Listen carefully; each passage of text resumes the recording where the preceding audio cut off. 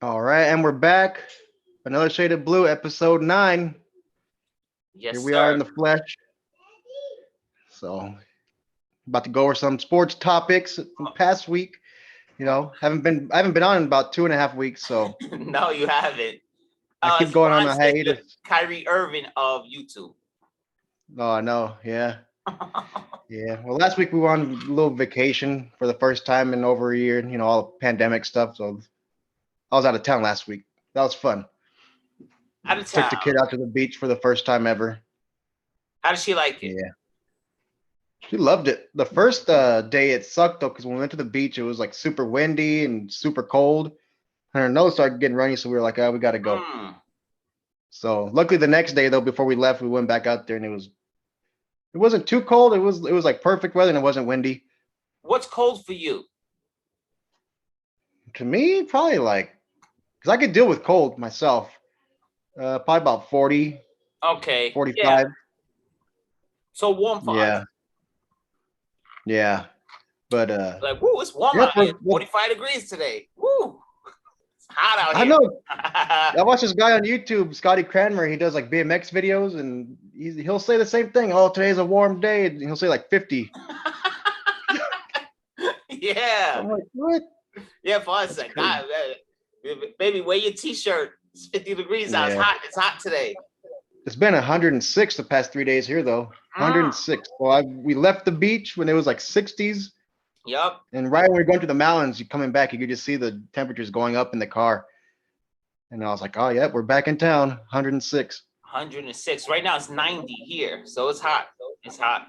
Oh, yeah. You're dealing But with see, when it's 90 to 100, I can do that. But when it's 90 to 100 and humid, that's when it feels like Oh it's man. 150. It Woo. sucks. It's the humidity. Hmm. You That's when you sweat get just start getting standing all there. sticky and you get all Yeah. gross. You start to smell like that dirty air, like your skin smells like outside. Like mildew. Yeah, it's just like, oh no, well, here in my town, I don't know, like you start to smell almost like dirty water or something. Like it's a certain scent. Yeah, you get that outside scent. Yeah. Hmm. See, in Yeah, it's another kind of shade of gross. blue, we break things down to a science. Hmm. Smells, the environment. Yeah. It's not just sports here. We're Yep. breaking stuff down to a science. Yeah. So what do you But it want to does talk get about? pretty cold here in town too, though. It'll get pretty cold. Mm. What do you want to start So off with? well, the Dodgers, we've been winning again lately. Thank God. But Yeah. we're still in third place because the other two teams in our division are freaking lights out, the Giants and Padres. So right now the Giants are in first place. They're 36 and 21. Mm-hmm. Padres are in second at 36 and 23.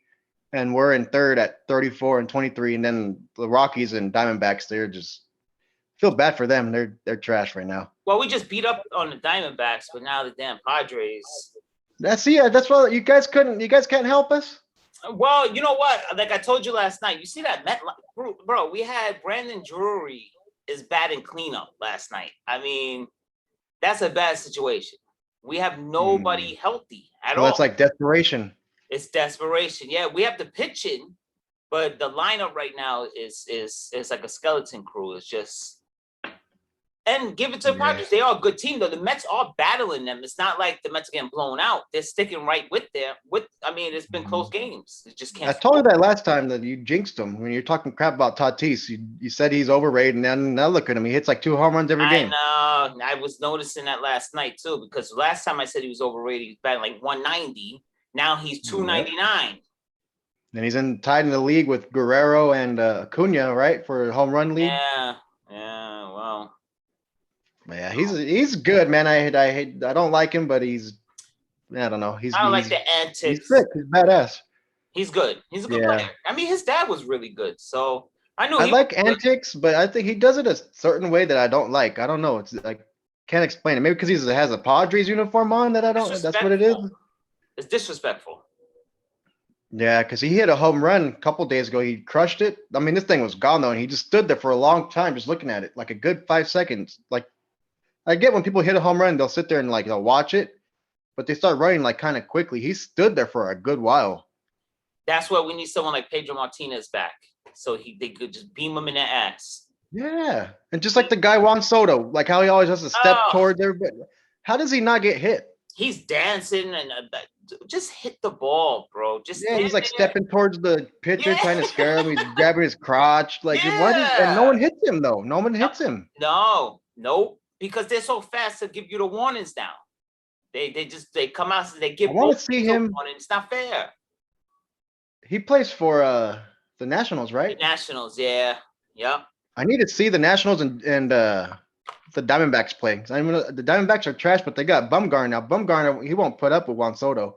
We lit him up. We lit him up. But yeah, he wouldn't he's No, not that's what too I'm saying. You can but light he would Bumgarner up now, but you yeah, can but light him up now, but he won't put up with your he'll crap. still beat me in the ass though. That's the Yeah. thing. We need someone like that to stop those. And then Tatis, I think he had that big chain on the other day or what. Oh, dude, the fans even got it now. A lot of people in the Oh stands have the man, big old spinner thing. They spin it, yeah. and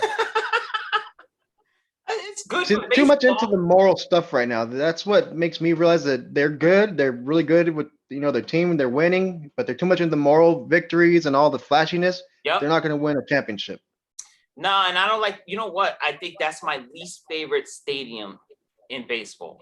I like the way it looks, but as Mhm. far as like offense and stuff like that, I hate that stadium, man.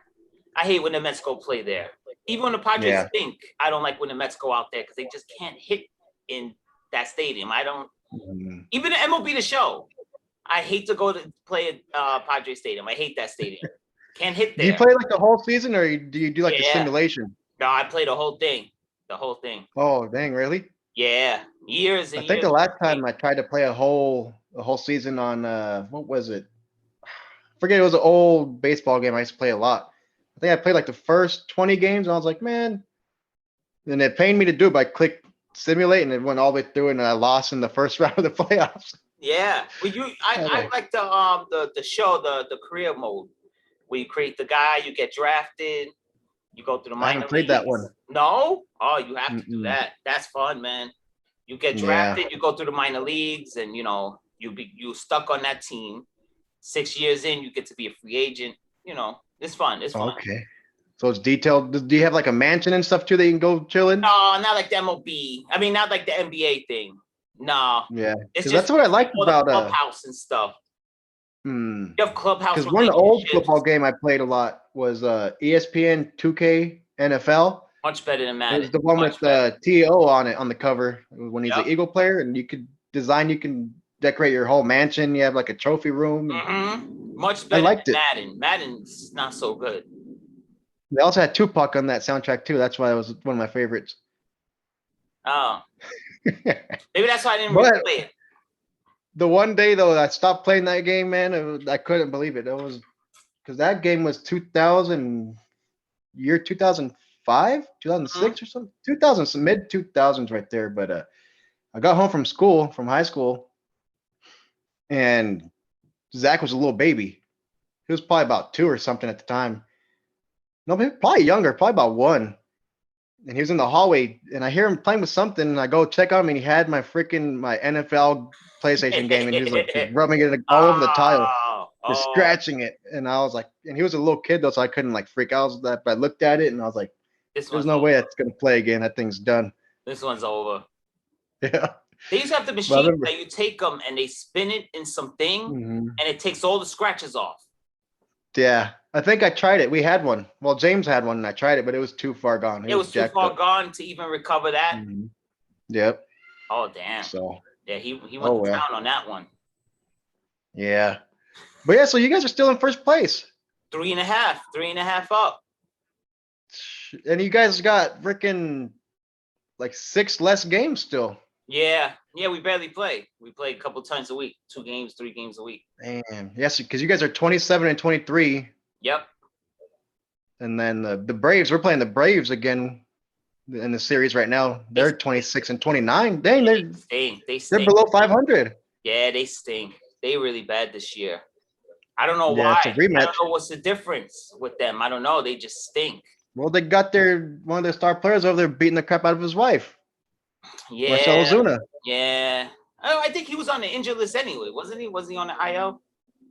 Oh, I think that's probably why he was at home. How he That's got why he's at pissed home off. beating her. Yeah. Yeah. Yeah, he was But I beating guess up hurt. they had already had altercations in the past. She got arrested last year for hitting him over the head with a soap Oh dish. my God.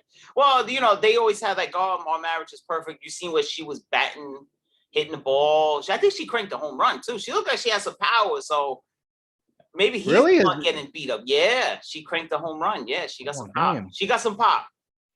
What was it? They were doing like a little family day or something? Yeah, when they were with the Marlins, when he was with the Marlins. Yeah, look that up on YouTube. She Oh, I'll have to cranked check it out. That yeah, was she probably smoked before a they home run. started. That was probably before they started getting at each other's throats. And they're like, Yeah, and he realized that was she got probably the some day. pop. It was probably that day. He was like, oh man, she can hit better than me. I'm Yeah, yeah, gonna no, show you when we get cranked home. it. But she had like the follow through and everything. It was Really? yeah. She had like the piazza follow through the back. She was like, yeah, it was crazy. Oh, Smoked it, what smoked the it. heck? I wonder if she played in the past or something. It looked like it. It looked like it. Yeah. So she got some Yeah. pop. So I can't believe you guys are still in first. And then, Lindor, he's starting to come around, huh? Starting to come around. Mhm. I was getting a little worried because they had an article that said something like he's in a 3-year slide or something. I said maybe because I know he wasn't good last year, but last year was different. The year before, It reminds me of Bellinger. yeah, I'll Bill bring him up. Bellinger. Though. Go ahead though. What? He So took he's the league been by messing storm. up for Bellinger. 3 years. That's what they said, that he's in a 3-year slide because I never watched him in Cleveland, so I didn't really know what was up with him. But I know last year I don't. That's nothing. Last year it was just that's what the Dodgers won a World Series. It was not. No one even remembers that. Oh, come on. Wait, they don't remember the World Series or Lindor? Nah, not really. Nah. People are grieving, man. People are grieving right now. COVID, baby. They ain't worried about the Dodgers right now. But That's fine with me. Don't worry about us.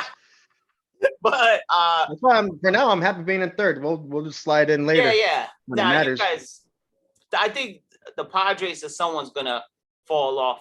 The Giants are surprising me though, man. Oh my God. Mhm. That's the Yeah, they've been surprise lights team out. to me. Yeah. That's Mhm. the team that's surprising me.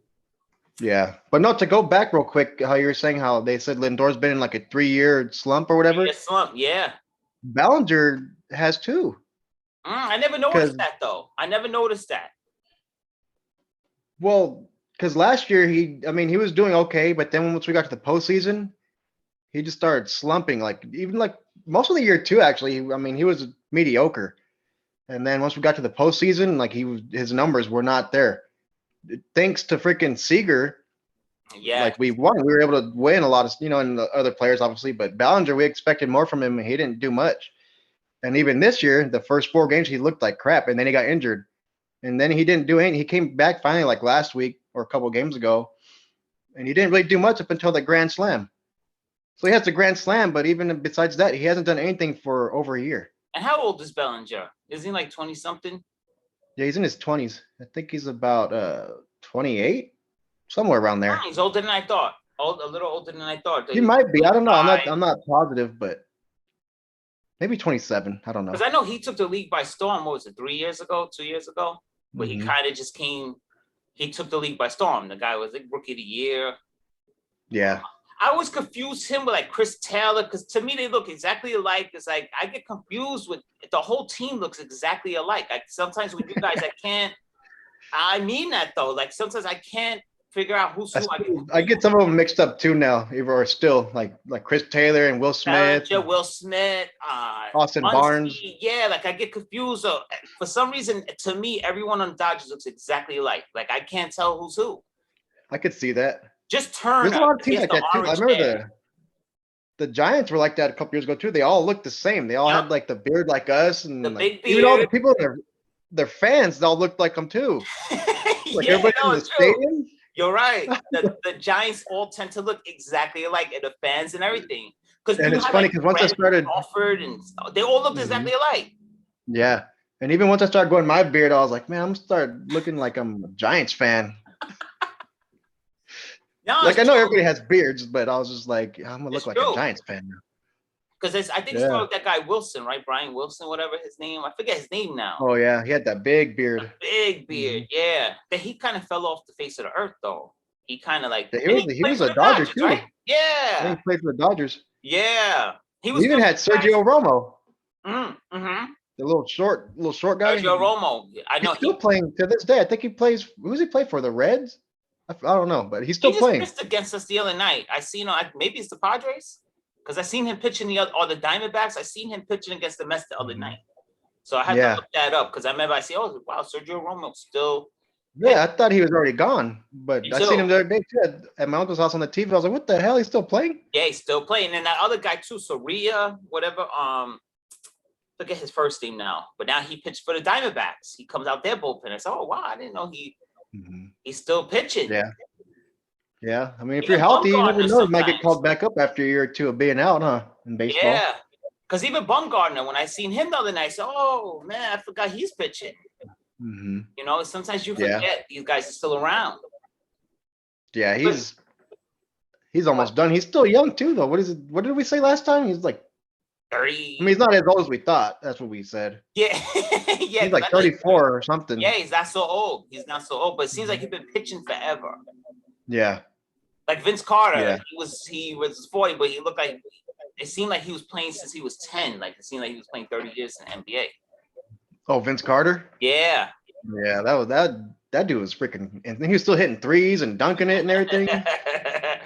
You know, there's a debate on him. Is he a Hall of Famer? I guess you got to give that to him just for longevity. I would guess. Yeah. Right?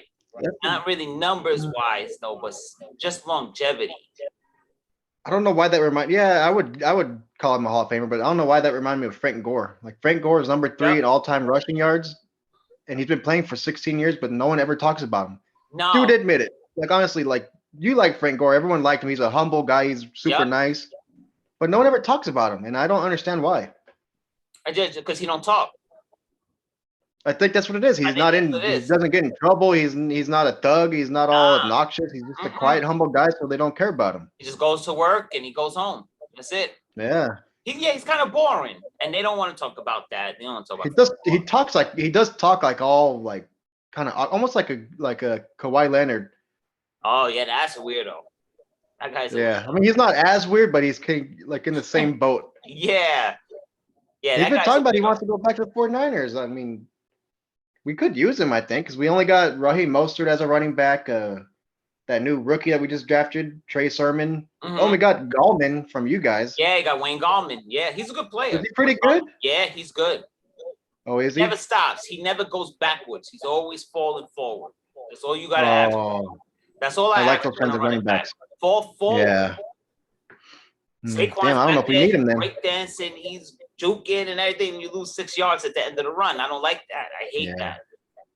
Dang, I don't know. I think Gallman was good, but I mean, if he is good, I don't think we would need Gore then, because I think Gore could still help us in the a little bit, but we already got 3 right there. Now Gallman's a good player, and he was good in college. If you remember him, he was really good when he was with Clemson. I never even heard of him until we got him from you guys. Really good. He was good, man. Was he your starting running back, or was he like?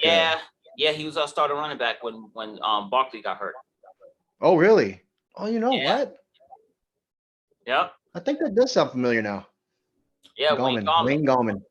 Yeah. What's up with Barkley? Is he still rehabbing, or is he out there practicing yet? I seen the video. He looks good. He's running around. He looks like he's ready to roll. So that's a big piece for us. That's a big. He still have his giant tree trunk thighs. Yeah, the quads. He got the quads. Say quad. I thought he was like what's so funny with him though, because first of all, I love Penn State, so I watched him in college. I'm a big Penn State guy. So the funny thing in college, he seemed faster than what he is for me. When he gets that breakaway, he's kind of not as fast as I thought he was. To me, he's a tad slower than I thought he was. Because in college, he was gone. But I just think that's the NFL. I think the NFL. I think that's what it is. I think it's different environments. The speeds look different, even though they're part of the same. Right. I think that's what it is. Compared to the competition level, he looks so much faster than everyone else. But in the NFL, I see him get caught. And I'm like, wait, that never happened in college. He was never getting caught. You know? But I mean, in the NFL, they are bigger, stronger, faster. And faster, right? And you can see it. It's a little bit of a difference, but he's still a great player. Saquon. It's just he's not as fast as I thought he would be when he was in Penn State. Speaking of speed, like it was when Todd was on, and you guys were talking about hockey. Yep. You guys are talking about how fast it is, and especially when you go in person to like hockey games, and you can see the speed. Yeah. Playoff So hockey, nothing I was like it. watching bits and pieces, and you could see the big difference in speed when it goes to the NHL, man, and AHL, because when the Condors were from the ECHL, like to me, watching them all the time, because we'd go all the time, at least once a week. My sisters and stepdad go like a couple times a week. Mm-hmm. But when they were in the ECHL, I thought they were fast because I mean they looked fast, but they were like smaller kids. And then when the Condors became part of the AHL, I remember we went to the first game and you could see the speed difference, It's a man. It was huge freaking difference. yeah, it was freaking. Even when I went to the playoff games too for the Kings, like it was like it's so quick, Yeah. And like it's it's nothing fast. like playoff hockey. People don't understand. There's Mm-hmm. just nothing, the adrenaline rush and the speed and the skill. There's nothing like playoff hockey. We were talking about hockey yesterday at the job. A bunch of us. We were talking about that Rangers run that you guys beat us in the Stanley Cup. Mm-hmm. Just that run, how we missed the speed that the Rangers had. They were just so Yeah, fast, but at the end of the day, because it was the I remember that team too. You guys were exciting. Yeah, very exciting, very, very, very. And then we tried to switch it up, like we tried to mix the speed and toughness, and that whole identity just went away. And I did, and with like we just brought up, we signed Nils Lundqvist, which was like our top prospect, and he was tearing up the European leagues and stuff like that. So he's a defenseman, but again, he's like really finesse, and he's a really skinny dude, but he's a defenseman, and it's like so we were just debating that yesterday because some guy, he's got to be in his 50s. And he was talking about the 1971 Rangers. He was going in on stuff that we didn't even know. And Really, you didn't know? Yeah, 1970. I was like, oh, I didn't even know the Rangers win the Stanley Cup. He said the Stanley Cup, but I think he might have been mixing up the Eastern Conference Finals because he said we were going against the Montreal Canadiens. So I was like, wait, unless they change leagues, I don't know. Because Montreal's in the Eastern Conference, right? So in my mind, yeah, because you have like a library. Your brain's like a library, especially when it comes to your teams. So the fact that this guy was talking about stuff you didn't know about, I would say he's wrong. Yeah, I know. No, I appreciate the compliment. But you know, Yeah. he everything with him is Rangers. Because when we talk baseball and basketball, he don't get involved. But his life is the New York Rangers. So I was like, I don't know. But in my head, I was like, I think he means the Eastern Conference Finals for some reason. But he was talking about we need that grit. We need that toughness. He says toughness wins and speed gets you to the playoffs, but you need to be tough. And it kind of makes sense. Like, you know, so I'm like torn, but I love the speed. And we have Martin St. Louis. Martin St. Louis was like 5'5" or whatever, but he was shifty. He got between the guys, and he, you know. But I do want some bruises though, because this playoff series that we lost, who did we lose to? It was so fast, I don't even remember. We lost to some team. We got swept in the playoffs this year or whatever, and it was 1, 2, 3. No, we didn't even make the playoffs. I'm sorry, that was last year. We didn't make the That's playoffs. what I was saying. I was like, because I haven't been keeping up with the NHL this year at all. Hardly. We didn't even make the playoffs this year. Last year, the Canadians or whatever, they ran right through us because we were just too finesse. We don't have the toughness that we need to win a playoff series. We just don't. Yeah. I like because every guy on your team was 6'6" and above, and I'm like, yo, we just couldn't compete. We couldn't compete. No, I don't know. Drew Doughty, Dustin Brown, and those guys are kind of small. I like Drew Doughty. Drew Doughty's one of my favorite players. He has his missing tooth. Yeah. No, I love the hockey players, man. When I grow my hair out a little bit, I feel like I kind of look like him. Maybe I gotta look. I have to look. I'll tell you. I got my Kings right there. I see it. Oh, but speaking of hockey, though, did you see the Jets' Mark Scheifele? He freaking cracked Jake Evans. No, but I think that guy was telling me about it. No, I haven't seen it. I gotta look that up. It's a freaking dirty hit, man. It's freaking because the Canadians, it was already over pretty much the game, and it was just gonna do like a empty netter. Jake Evans, and he swung it around. He was like on a breakaway too. He was all by himself, and he went behind the net, and he was gonna do a little swoop in to make it. I think it was gonna be 5-3 because it was already 4-3. And right when he swooped it in, what's his name? Mark Scheifele. He just came out of nowhere and just clotheslined him, man. And he almost did like a flip in the air, Like his body came like a good 4 feet off the ground and he got Uh, knocked out. I'm surprised you didn't see it, no, man. I I seen haven't it all seen over the it. news. Work is Not even killing just me, man. sports. Work is killing me, bro. I Oh have not yeah. been able to see anything. Like I'm just no, I haven't seen. What was that the other day? Yeah, just put in Jake Evans and it'll probably pop up. Let me see. Oh yeah, But I yeah, already see it man. right away. Yup, I Yeah, see it. watch it, dude. It's freaking dirty. It's sad too. And even like when they're starting to fight around him, one of the Jets players is trying to block him from getting fallen on. A Jets player, even though he's a Canadian, the Jets player was like, "Oh crap!" He could tell he was jacked up. Well, the only thing I would say to that, to be fair though, it was only 4-3, and it is a minute left. So I guess he's trying to Yeah, make a play, but that is like way. Yeah, I no. know that's the thing too. It was like bang bang. Like you could tell he tried to hit him to stop him from scoring. But at the end, But no, that's what I'm saying. but I mean, he did. He cracked him. He did. No, and that guy was out. He was out. You could see it. Yeah, he did like an aerial flip. He did like a thing, and he landed on his head. And but I mean, that's freaking. But that's Well, why look people what. like hockey. Yeah. Well, look what happened with us with the Capitals. I forget that guy Wilson or whatever. He was beating up the whole Rangers team.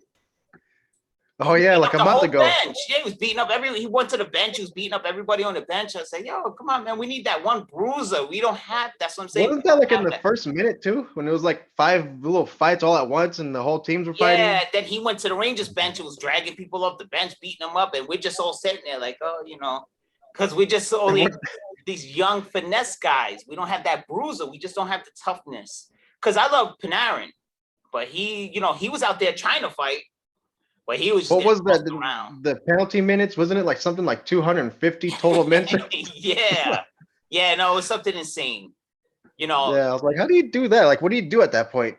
And then he was doing like King Kong, like he was beating his chest on the side. He was just like showboating that he was beating us up. He was over there like this, and then he even challenged to fight the coach, and it was. Well, that's what happened. That's why everyone got fired. That's why they cleared house after that, because it was sort of embarrassing. It was just like, so they fired the coach, the general manager, and the president. Fired everybody. So you think there was a bunch of stuff going on behind the scenes? A bunch of stuff, and then the Rangers released a statement. They just look weak. They look like, I mean, come on, the guy's over there. He's just standing there, and he's like, "Who's gonna fight me next?" And all the Rangers are sitting back, like, it was embarrassing. It was, and then I don't like Ovechkin. He's great or whatever. He could go to hell. I don't like that dude. The 50-year-old guy? Yeah, Ovechkin. He's like he's almost. Look at I always thought he was like in his 40s, but he's barely like 38 or something, right? Yeah, right. He's in his 30s still, huh? And he looks like a caveman.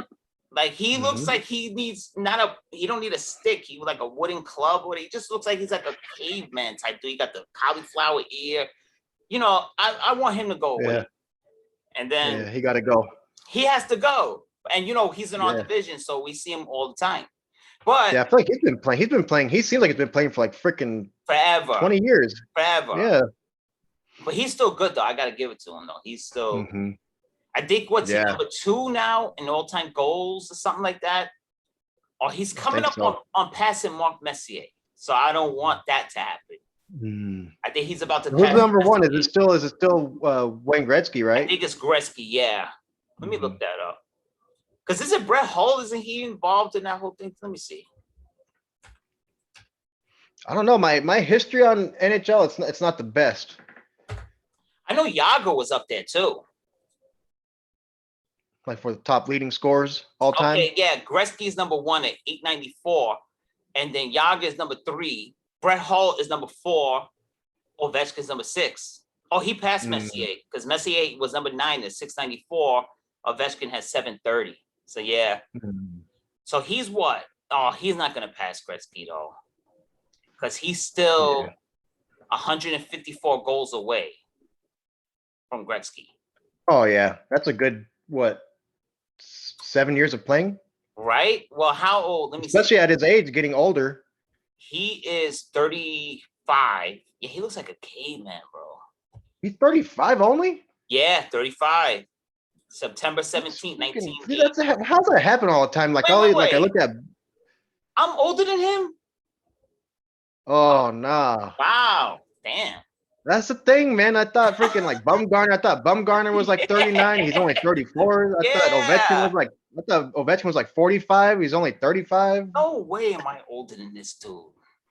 He hasn't aged well, I'll tell you that. It's funny because when I was like around like 29 years old and getting like close to 30, that's when I was like, man, most of these players on my teams are freaking younger than me now. Yeah. I mean, my dad's It's been doing weird. that to me since I was a kid. Like, when I turned 18, he's like, oh, you be getting drafted right now.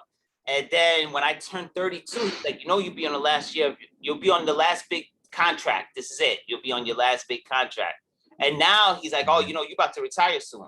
He always compares my age to sports, but Yeah. yeah, I cannot believe I'm older than Ovechkin. I remember I wanted to play either football or baseball bad, but I remember I told you that's one of my biggest regrets is not doing it in high school. So I don't know, I blew that. I remember like I was about 25. I was like, man, is it too late? I could probably be like a rookie right now still. Say I went to college or whatever. But I mean, it's all like hopeful thinking or wishful thinking.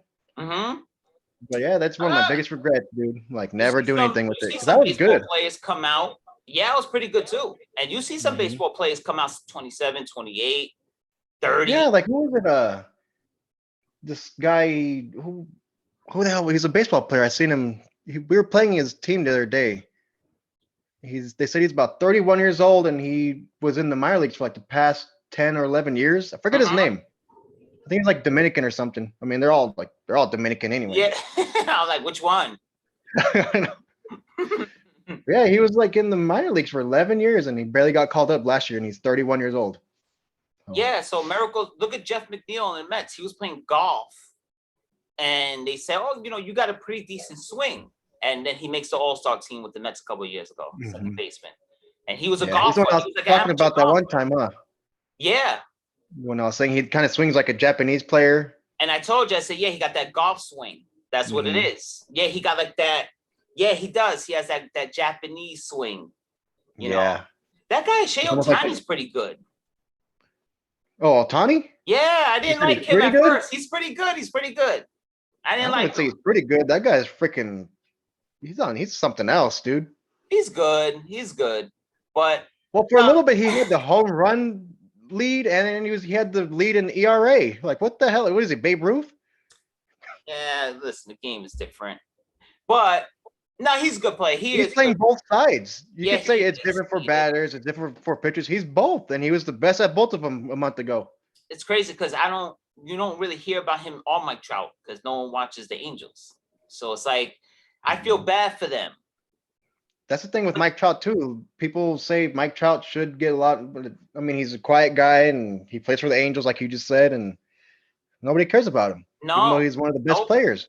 And he plays in LA. I mean, that's a big market, but just no one really.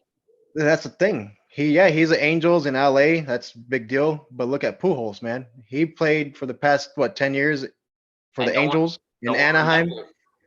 Yeah, but now that he's a Dodger, obviously because it was a big deal. He left after 10 years. He joined the Dodgers, the reigning World Series champions. Yep.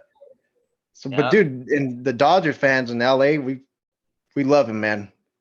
He's he's sick. He's good, man. I always love Pujols. He's played like almost every game since we signed him. Every single game. He's probably missed like one or two. I knew that was going to happen. I called this. He's going to sign with you. Remember, I told you. I was like, you guys should sign him. And you put laughing out loud. And you said, no, he should go back to St. Louis. And then 2 days later, he said he runs for you guys. I knew it was going to happen. It was bound to happen. And he's probably going to end up playing a lot more because Max Muncy just got hurt, our other first baseman. I like Max Muncy. I like him.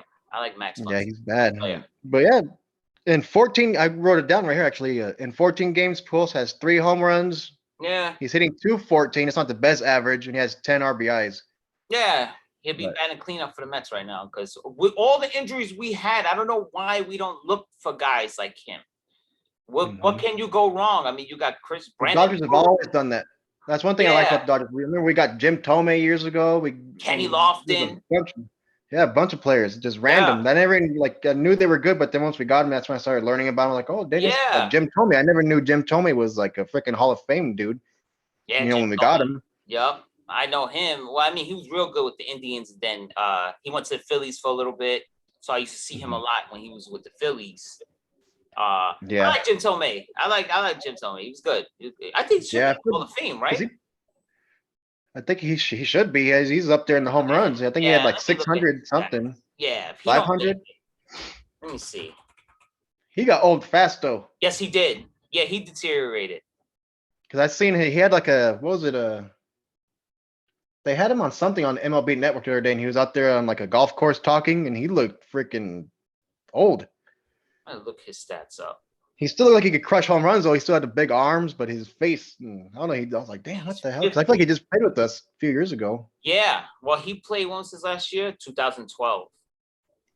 Yes, He that's always not long reminds me ago. of Joe Judge, the coach of the Giants, the New York Giants. He reminds me of our coach, Joe Judge. He looks like just like Joe Judge. He finished with 612 home runs. Yeah. See, I knew it was in 600. That's a lot. Yeah, that is. And what was his batting average? 276. He finished with it. You know what it is? The last years of his career killed him because he only finished with 2,300 hits for playing that long, and he did have a 276 batting average. But the last years of his career, How long was he in the league? 22 years. Damn. That's not a lot of hits, though, man. For that long, That's a lot of low. that's a lot of home runs for that many hits. You're right, and the It's almost RBIs like, are kind of low too. 16. That's weird, huh? 1,700. Yeah, it's a little weird. Yeah, he kind I'm of. not the best at math, but that means like maybe what, like every 3 or 4 at bats he hit a home run for his whole career. Pretty much. The hell, that's crazy. Pretty much, yeah. He's only a 5-time All-Star too. And he is in the Hall of Fame. He did make it. It's his Hall of Fame. And that's what I'm saying. Like I never heard of him until the Dodgers got him, and that's when I started looking up on him, and I was like, oh damn, this dude's had a freaking storied career. A good career. Yeah, because that's strange. Only 5 All-Star appearances though. Yeah, that's strange. 22 years. Yeah, really strange. Really. So he had 612 home runs. What? Ken Griffey had 660 home runs. Yeah, I think Griffey. I was actually going to ask you about that, I wanted to talk about it, like the best players to never win a championship. Ken Griffey got it. Ken Griffey. 630 for Ken Griffey. 630. But he was hurt a lot. Yeah, that's what I'm saying. 630, and he was injured a lot. Imagine if he wasn't injured. Best player ever. He could have had the record easy. Oh yeah. Well, when I was a kid, everyone always compared. That's what they said, he was going to break the record one day. But then the injuries just killed him. Yeah, I remember destroyed him. Him and his dad went back to back for home runs, and he stole that home run, or he stole that catch, the out from his dad. He jumped in front of him and stole it. Yeah. I mean, that's fun stuff, man. That's why, like, I grew up, and he's my all-time favorite player. Me Even too. though he's never a Dodger. Same here. Never played for the Mets, but my favorite player of all time too is probably Ken Griffey Jr. Him and Mike Piazza, my 2 favorite players of all time. Piazza never won a championship either. Nope. We got screwed that Yankee series because we won game 1, and then they said it was not a home run. Tazio hit a 3-run home run, and he said it was off the wall. Yankee Stadium at that time, there was always some shenanigans, and it was always like some type of mysterious call or something. People applied. Someone was paid off. He reached over and caught the ball. Look up the stuff that went down at Yankee Stadium in the 90s. It was always some mysterious, like the Jeffrey Meyer thing. I think it was against the Orioles when the Orioles were real good. It was a home run, and Jeffrey Meyer reached. It was going to be caught by Tony Tarasco, and Jeffrey Meyer reaches over the wall, brings the ball in, and they call it a home run, and then they end up winning the series. It was just, always mysterious type of stuff was happening at Yankee Stadium. I think I remember that one. Yeah, and that was a home run. Tazio hit a home run. It was clear as day. It was a 2-run home run. We would have took the lead in the ninth. Instead, they said it hit off the top of the wall or something, and then they threw out Timo Perez on going home. And that's how they won game 1. If we win game 1, that changed everything. The Mets should have, we should have won that World Series, but that's being a Met fan, I mean, that's how it was for us. There was always things going on against us for years up until last year, finally. Yeah. You guys finally broke that curse last year. Yeah. Yep. But no, I was gonna say another player too that never got a championship was Ichiro, and he was freaking badass, man. I liked him. Me too. Me He too. never won it. Who else? So Ichiro, Ken Griffey, Piazza. I'm sure there's a bunch I never got it. Piazza. Good Hall of Famers. There's a few right now. Well, you could have put Pedro Martinez and Manny Ramirez in that list until they won. Yeah, Manny Ramirez. Mm-hmm. And he played for Dodgers too, right? You guys Yeah. had Manny. He had his own section, Manny Wood. Manny was Manny being Manny. Yep. I mean, Uh, that was those I are liked him wild. though when he was a Dodger and then he got caught cheating. You know. Well, But a oh lot well. of you guys were doing that back then. A lot of the Dodgers were under But the who wasn't? That was like wasn't that like right a little bit after what was the Balco scandal? yeah, everybody was on something. Yeah. Yeah. But now it's the opposite. Now it's something going on. Now the pitchers are doing some stuff. And it started with Trevor Bauer. It started with him. He started Mhm. that whole spin rate and Well, because he's the one who said he had said that all pitchers are cheating some way or another. You guys just don't know about it. right. And now Jared Cole, his spin rate, they compared to his because he got rocked a couple nights ago. I think who rocked him? The Rays. The Rays rocked him the other night, and he gave up like 6 runs. And that's not like Jared Cole to give up all those runs. Mhm. So they did some spin rate comparison, and his spin rate was like way, way down. And they're saying that's because now they're focusing on him, Bauer. They're focusing on pitches like that they feel altering the balls and stuff to get a better spin rate. And they say now if you see Jared Cole starting getting rocked, you know what it is. Because, I remember him with the Pirates when he came up. He was okay. He was a good player, but he used to get rocked. I remember the Mets used to rock him every time he came to New York and pitched against them. And then also he goes to wherever he went, was the Astros, and he was unhittable. I don't know what happened. Did you hear what Kershaw said a couple weeks ago? He said that he thinks the balls feel smaller and the knitting feels like it sticks out more. And MLB acknowledged that. They said, yeah, they altered the balls this year. Yeah. Because Syndergaard was complaining a couple years ago because he was struggling. He said, no, there's something. He said the ball always felt like it was frozen and it had no grip, that he couldn't grip the ball. I think they do that, man. Yeah. They do stuff, especially for different series and stuff in the postseason. Like it was in, I think it was when we played the Red Sox, that World Series. In different series, but I want to say it was that series. They took a picture of the baseballs and it looked like a orange. Yeah. Like the orange skin, like it had a bunch of little dimples all over it. Like it looked like a different ball. Yeah, I don't know what MLB is doing with that whole thing, but they acknowledge that. Like, why can't they just keep the dang ball the same? Like, why they got to change it? It messes up the pitchers big time. You know what it was? Remember a few years ago when Pete Alonso's rookie year, he hit what 50? He broke Aaron Judge's rookie record. I think he hit 50-something home runs or whatever. Yeah. And they said there's something going on with the ball. That is too many home runs. So now they altered it to where no one's scoring now. Now it's like everything is like 2-0, 3-1. Yeah, that's what they said. They're trying to make it easier for I don't know this player that I don't know. But now they're talking about they just need to keep it the same as it was. Yeah, leave it alone. Stop messing with crap. You're right. And now they're trying to move the mound back a foot. I don't know. What, to make it 89 feet or 91? So this way the batters have more time to react to the pitch coming in. So put it at 91 feet then. Yeah. Now that's an interesting thing because I was having a conversation with my dad a few years back, and I was telling him, I said, you don't think in football in the future, you don't think they're gonna have to change the field and stuff, the way everyone's throwing the ball all over the place? You don't think they have to make it 150 yards and maybe 15 yards for a first down eventually?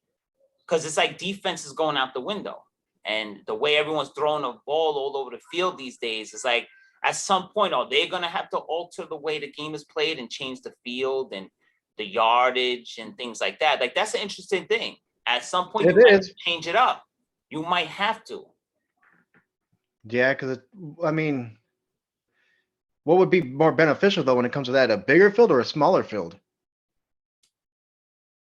I would say a bigger field.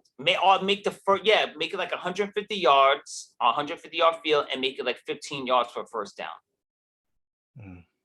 That would be hard. Yeah, 15 it's yards just, for a first down.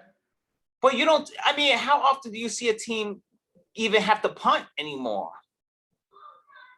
I don't know. I Or don't. maybe I'm just a Yeah, the Giant fan. Our 49ers. defense stinks. I don't know. Maybe I'm just Yeah, last year I forget what game it was. It was I forget what game it was, but the 49ers didn't punt one time during one of the games last year. Guess who it was against? Guess who it was against? My New York Giants.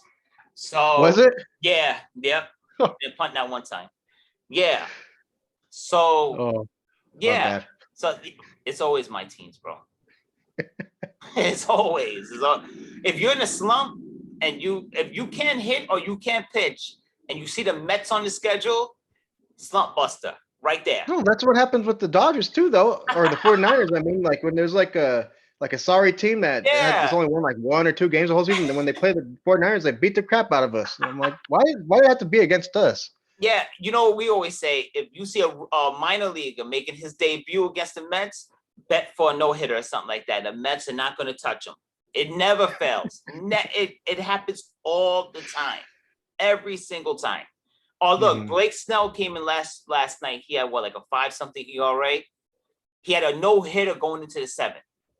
It's like, come on, man. At some point, can I catch a break? I sold my soul to the devil for those 2 giant Super Bowls. That's what happened. Man. Uh-oh. Yeah, now you want it back.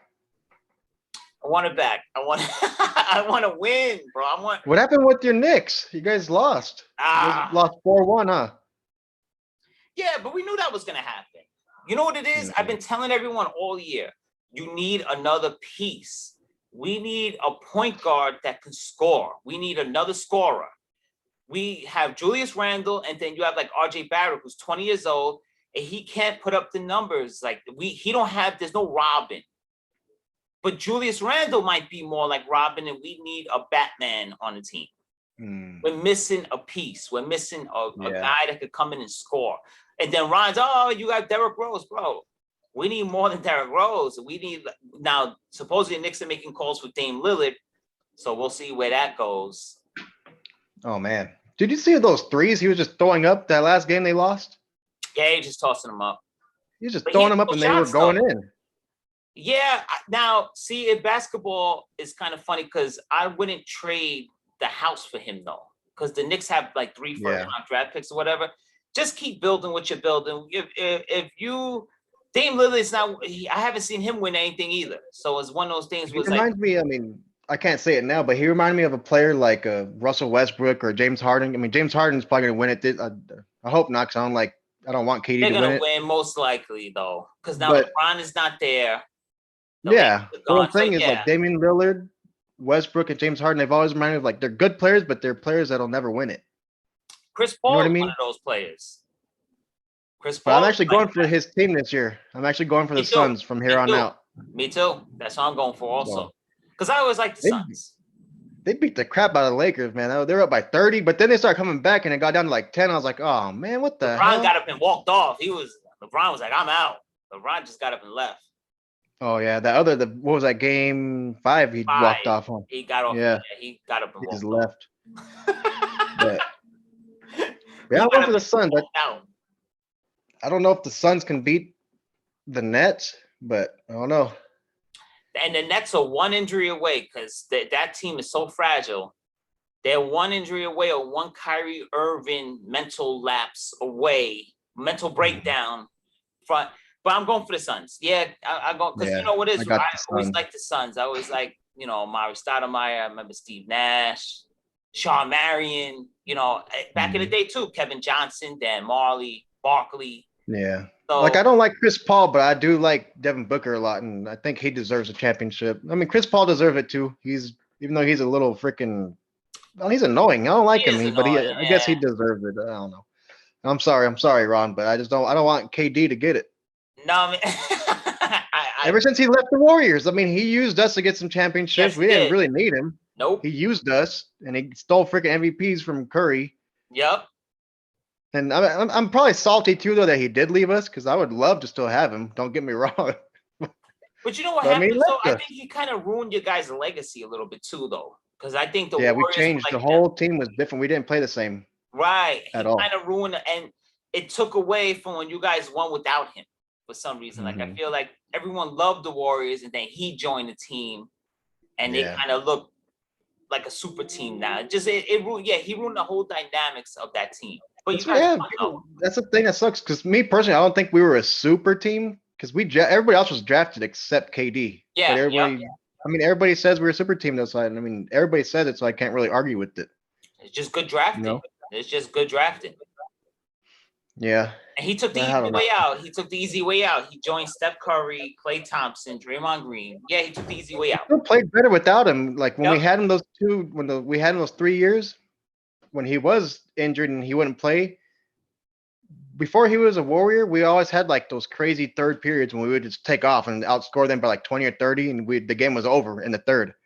I used to And love then that's like when they would Steph Curry struggle. and Klay Thompson, they were just like lights out, and the Splash Brothers. And so once he was injured and he didn't play, sometimes that style would come back, and it was exciting to see. Yeah. Like Well, I I used to loved it. love to see I you guys missed it. struggle early because you knew as the game Mhm. progressed, somebody was gonna get hot. That's what I used to love Yep. to see. I used to love when you guys struggled early, since someone's gonna get hot and just go ballistic. And then Yep. see, that's the thing too. You guys don't even have Klay Thompson for what, 2 years now? He's been Yeah, it's out. been 2 years. He's missed 2 years of his career, That's and that's a lot of crazy, time, man. man. That's sad because that's a lot of crucial time. I mean, And because he's what now definitely is on the he's Hall of Fame path. when it's all said and done. Wait, did you say he is a Hall of Famer? Because that's what I was Yeah, about to yeah, he's on say. a path for Hall of Fame. Yeah, for sure. Yeah, I mean, I hope. I What like do you him. I mean, feel? that he's a Hall of Famer. Yeah, I don't know, but I feel like these past 2 years kind of made it hard for me to say. I mean, he has 3 championships. He's a good scorer, obviously. So I don't know. We'll see how he comes back. the NBA. I think better- Curry's obviously Yeah. Curry's a Hall of Famer for sure. Oh yeah, yeah. But I don't know. Klay Thompson, he's kind of, to me, he's on the edge. I don't know. If he comes back Oh. and it's like 3 great seasons, he's automatically in. There's Yeah. no. But the NBA is better when the Splash Brothers are together. The NBA is better. That's what I'm saying. And even this year, without Klay, when the Warriors were in the playoffs, it was the highest rated playoff game since 2019. The last time the Warriors were in the playoffs. Yeah, well, So, they're I very mean, entertaining. yeah, and entertaining. people like watching them. Stadium's rocking. They have great fans.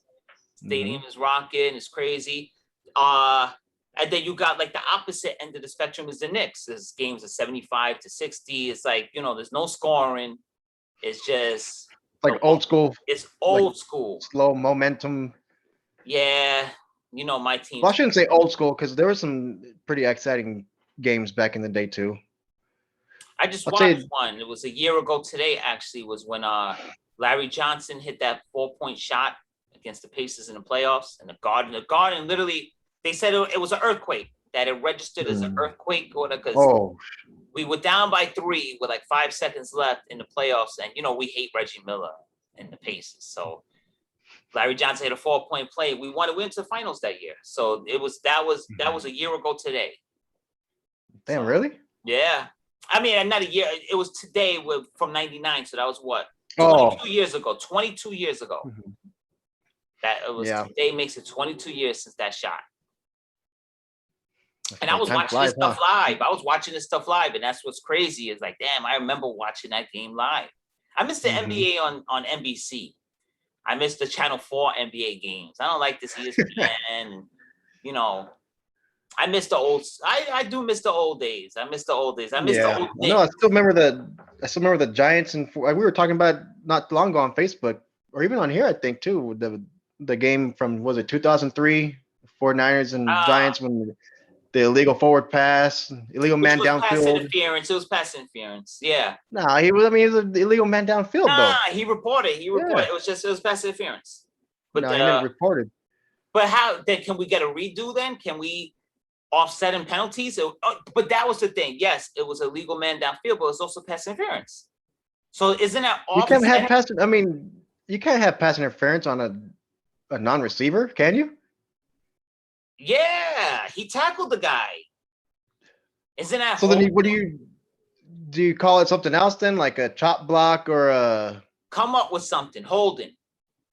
yeah, throw a flag for holding. I would see that. I could understand that, maybe. Yeah, because But if you I look at mean, that play objectively, it was definitely at least an offset and penalty. At least. mhm. It was pass Yeah, I interference. could I see mean, the that. I guy could literally got tackled in the end zone. I mean, it was yeah, clear as I day. understand that. I What still went remember down. watching that game. We were at my aunt's house. I was what? That was 2003, right? 2003. Yep. Can't I forget it. was 14. I was 14 years old. Yeah, well, I And that can't was like forget the that. last time the 49ers were good up until Jim Harbaugh saved us. Yeah, I don't know what you guys are doing with that whole situation. Jim Harbaugh should still be the coach of your team. I don't understand. We, That I'm whole thing was no crazy. joke. If we would have kept him, we probably would have had at least 1 or 2 Super Bowl I agree. wins. I agree completely. I Yeah, completely agree. He should still be the coach. But then in Michigan, though, I don't know what's going on with that. I don't know that Oh, whole he's stuck situation. now, huh? His team can't win anymore. Can't win. I think you know what Yeah. it is. I think he just wears on you after a while. Well, the thing with the 49ers, him and Trent Baalke were starting to get at each other's throats. Yeah, But like I said last time, they should have got rid of Trent Baalke instead of Jim Harbaugh. I mean, agree. I agree completely. And then they got rid of Jim Harbaugh. Yeah. And then a year later, they got rid of Trent Baalke. Like, what the hell? Why'd you I get don't rid of know. him? Yeah, I don't know. But you guys are in good hands now, though, too. So Yeah. you guys are Yeah, in we good are. shape. We'll see. See what we can do. Just need a quarterback. You know. But Huh? just need a quarterback. But then you got Trey Lance, you got Garoppolo. So we'll see. You need a healthy quarterback. I've been saying too, I want Jimmy Garoppolo to be our starter. But the last couple of videos that I've seen of them in practice, Trey Lance, I mean, obviously he's younger and more nimble. He looks better. I Yeah. don't know. He looks better. He looks better than Jimmy. Yeah, Jimmy G's, and we never seen him see. play. He got a big contract without really ever playing a game because he was behind Tom Brady all those years. And then you just kept hearing about Jimmy G, Jimmy G. And Yeah. but what's Well, because his first 6 games with us that 1 year, we went on a 6-game winning streak with him. Yeah. And then he got hurt. took us to the Super Bowl, his first full season start as a starter. So I mean, they gave him the big old contract, but he hasn't really done much. I mean, he took us to the Super Bowl, but it was a loss. He didn't throw hardly in the damn Super Bowl and the NFC Championship game before that. I think he only threw it 8 times that game. I don't know how you guys did not win that Super Bowl. That is like the craziest thing. Well, I know how we did it, and it was because Kyle Shanahan, he started throwing it when we should have been running it. Same thing he did in Atlanta. Same exact thing. He never has 2 things that match. He throws when he seems like a smart coach though, but then he just he does some Dave Roberts shit. Yeah. Like crap that don't make sense. He does the opposite of what I don't know. Like it don't make sense. He does the opposite. Maybe he's trying to think outside the box. Well, I'm gonna do the opposite because they're expecting this, but then it doesn't work. It doesn't work at all. No, and you guys were what up 10? Well, how much time left? Like 7 minutes or something? And you had the ball because you got the interception too. Yeah. I remember I stood up. I actually watched that Super Bowl. It was my sister had some type of Super Bowl party, and Ron came. We watched it together. Ron was at the party with us, and we have pictures from that night. And in the beginning, I was like, "Damn, now I gotta congratulate Jared on the Super Bowl win." But then at the end of the night, I have the big smile. I'm like this. I was extremely happy that the Chiefs won, and but we watched that Super Bowl. That's the thing, though. I don't think you should be happy about the Chiefs winning it because they're going to be that team, if not already, that people don't like because they're going to be too damn good for a long time. I don't know. You don't know about that, though, because it seems like they got exposed a little bit recently. I mean, I know they just lost the Super Bowl. They did kind of clean house, too. They got rid of a lot of players, huh? Yeah. And I think the Buccaneers sort of had that blueprint for how to beat them. You just play back, keep the play in front of you. Don't let them kill you with their speed. Just play back and you could beat them. And I think they had something where you make him go left and he can't throw from the left side. So yeah, they kind of Mhm. had the blueprint for how to beat Pat Mahomes. Yeah. Did you see how the Buccaneers they brought back 100% of the team from the championship team? That's never been done before. Ever. That's that But the Brady kid, what thing. happened? That's that Brady thing that he kind of guaranteed Mhm. that we are gonna bring everybody back, and they did. Yeah. But some kid had a good point. I think it was yesterday actually on Facebook. I seen his comment. He said something like, "Yeah, this sounds good and everything, but none of these players are gonna have that fight in them like they did because they're gonna think it's gonna be easy because they're all back together. They're not gonna have that eagerness and that fight."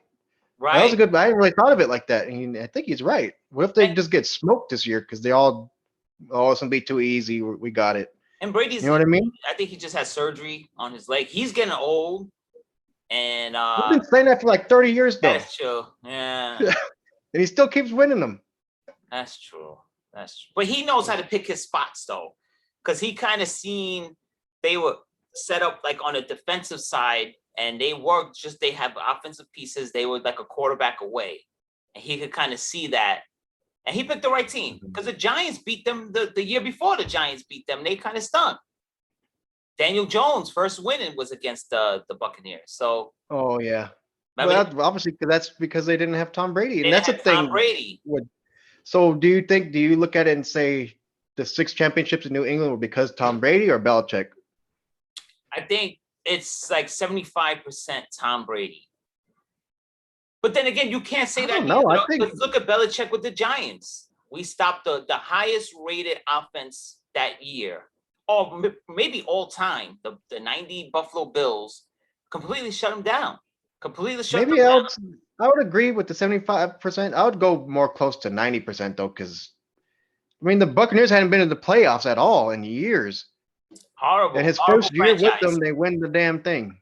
Like that's unheard of. Like who, especially at his age. So I don't know. The guy's freaking And crazy. remember, they didn't start off good either. Didn't they start off like 1-2, one and Mhm. three? I remember I even told you too. I was like, "There's no way he's gonna last his whole season in the NFC. He's gonna get taken out. Someone's gonna take out his ACL or something. He's gonna get Right. hurt." And he fucking didn't. He won the whole thing. He won the whole thing. Pardon my French, but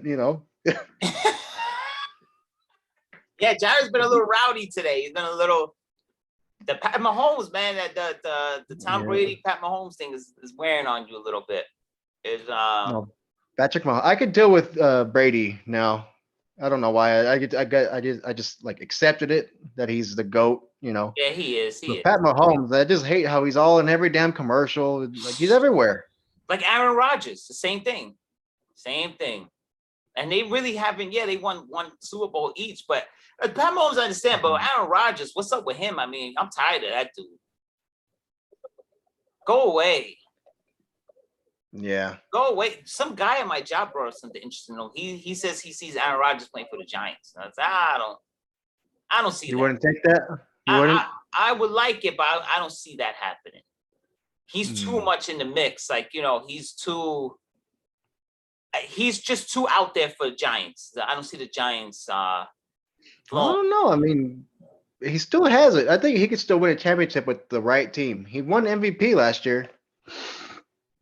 Oh no, he was lighting it up. But then why you want out? But then the playoffs, like, they crumble, and he should have ran. He had that touchdown in the playoffs. I Oh think yeah. Buccaneers. He had the open lane. There was no one there, and he kind of like pulled up, and then he kicked the field goal, and then they lost right there. So, Yeah. but you know why I like Tom Brady a lot more? I like Aaron Rodgers. So You like Tom Brady more than Aaron Rodgers? yeah, a lot more. Big I time. used to hate Aaron Rodgers bad. I Me used to too. hate him. I still don't like him. But No, I you used to guys hate him. you have a It was lot of history before, with him. Yeah. yeah, because it was before he even won the Super Bowl when he used to do the belt celebration every time he The ran in for a discount double touch. check that the Giants would throw in his face when we beat them in the playoffs. The Giants, Yeah, and all of them doing the discount double check. They used to drive me crazy, man. I was And like, Clay Matthews, BJ Raji. Yeah, they all yeah, stupid discount double check thing. yep. Well, I don't know. Oh, freaking! I just seen this thing. Did you see how the Padres? There's rumors that they're gonna go after Max Scherzer. I could see. I mean, they're trying to snatch everybody up. If they did that, that's a super team. But Max Scherzer's not Max Scherzer anymore, though, either. They say he's been coming around lately. Like his past couple starts, he's been lighting it up again. He's that But- guy. He's speaking about spin rate. Man, I never seen But someone I don't know, like, spin on the ball like him, yeah, right? Max Scherzer, Yu Darvish, fucking Blake Snell, those Blake Snell. what the? They wouldn't lose. They would never lose again. And who's their ace? Is Darvish or is it Snell? I would say Snell. Snell, and then it's but Darvish ERA is like 2 point, barely in the twos, and Snell's like a 5. And they also got Mark Melanson from us, Yeah, and he's like he was unhittable trash, all of a sudden. but He now he's good with sucks. them. Yeah, I don't know. He sucked, and all of a sudden he's shutting the Mets. Well, I mean, Yeah. the Mets. So, but his ERA is 0.74. Who? Melanson? Yeah. Look Oh at my his god! ERA. Yeah, we got rid of him. Look I at mean, he his wasn't ERA. bad. He me wasn't bad see. with us, but he wasn't good. So we cut him. Now he's ricking over there, beating everybody. I'm like, Let me see. that's just what happens. Yeah, I'm gonna show you something. His I'm- ERA is. Let me see. I'll tell you right now.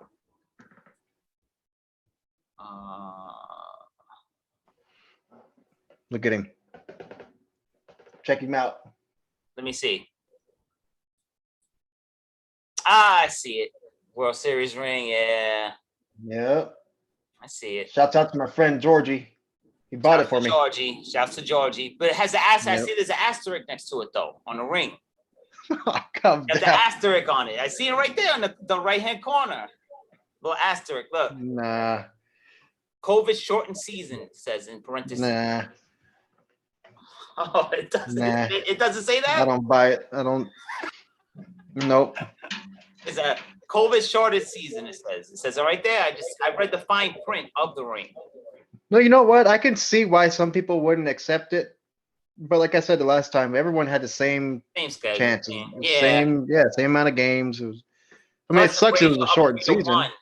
And you guys came back against the Braves, so that Mm-hmm. solidified it. Was the way you guys came back from 3-1. Yeah, that was crazy.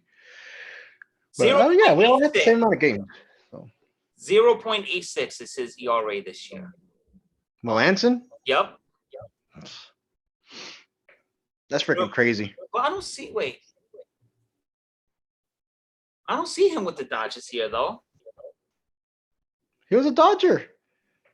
I don't see that though at all. They have him playing with the Pirates, the Giants, the Braves, Yankees, Astros, Red Sox, Padres, and Nationals.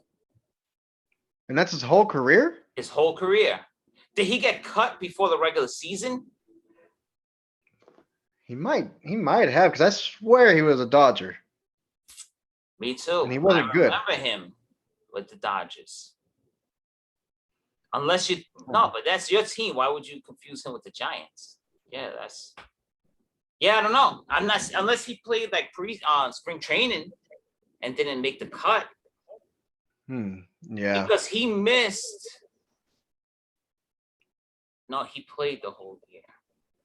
Yeah, he was a 3-time All-Star with the Pirates. Yeah, that's weird. Mark. And I didn't know he played for the Yankees either. I didn't know that either. 2 years with the Yankees. Damn. His career ERA is 2.76, but this year with the Padres is 0.68. It's crazy. He's unhittable. Yeah, he looks weird. He looks like a weird guy. He looks like, I don't know, almost like a mannequin or something. You know who he looks like? He looks like Mini-Me from Austin Powers, but tall. If you look at it, right? Yeah, he kind of moves like a midget too, almost like his head looks like it never moves. Nah, yeah, Like no neck. Yeah, it looks like he's don't even have a neck. Like, Yeah. yeah, he looks like Mini-Me, but with just normal size. Yeah. Yeah, he has like no neck too. Let me see. There was a player, there's just how bad the Mets are with the injuries. They brought up some guy named Mason Williams, and apparently his uncle was No Neck Williams. So I said, you know what? They call him No Neck. Let me look it up. And the dude literally looks like he has no neck. It's the strangest thing you ever see. You just see the head and a helmet. There's I think I no had seen neck. that. Mhm. Yeah, no neck Williams. Look that up whenever you get a chance. You're gonna see the guy I went has to a school with helmet. a kid like that. Oh, with Yeah, no neck? yeah. And I That's mean, he was weird, mean. He was a right? mean. He was a mean kid. I always kind of like felt bad for him, but he was mean. Maybe because he has no neck. Yeah, no, exactly. Like I feel bad laughing, but I mean, he was mean. He was like a bully. I was like, what the hell? Really? And what? Hmm. There's just no neck present. It was just like a I head. don't know if it's true, but I heard it was because like I guess they got held too much or they were held wrong as a baby, so it made their neck jacked up. So yeah, Mm, he would turn like that. really? Hmm. And he was tall, so I can't imagine if with the neck he would have been like freaking 6 something in junior high. He was a Well, big kid. well, who's that guy? I think he plays for well, now I think he's on the Giants. Mike Glennon from the Raiders. You ever see that neck on that dude? He's like a giraffe. His neck Mm, is like that. And of yeah, course, the Giants go and get him, become a punchline. But yeah, no, Mike Glennon, yeah, he played for the Raiders. Mike Glennon neck. sounds familiar. Yeah, big tall white dude with this Mhm. huge neck. And Frank Caliendo was impersonating John Gruden, and he mentioned him. So yeah, he has no neck. I mean, he has a long neck. He has too much neck. I remember when Ahmad Brooks sacked Drew Brees a few years ago, Mm-hmm. and they called it roughing the passer, even though it wasn't. I mean, he did grab him around the kind of around the neck, I guess, and he stretches his whole neck out, and they made memes of it. And his neck was like a whole foot long, and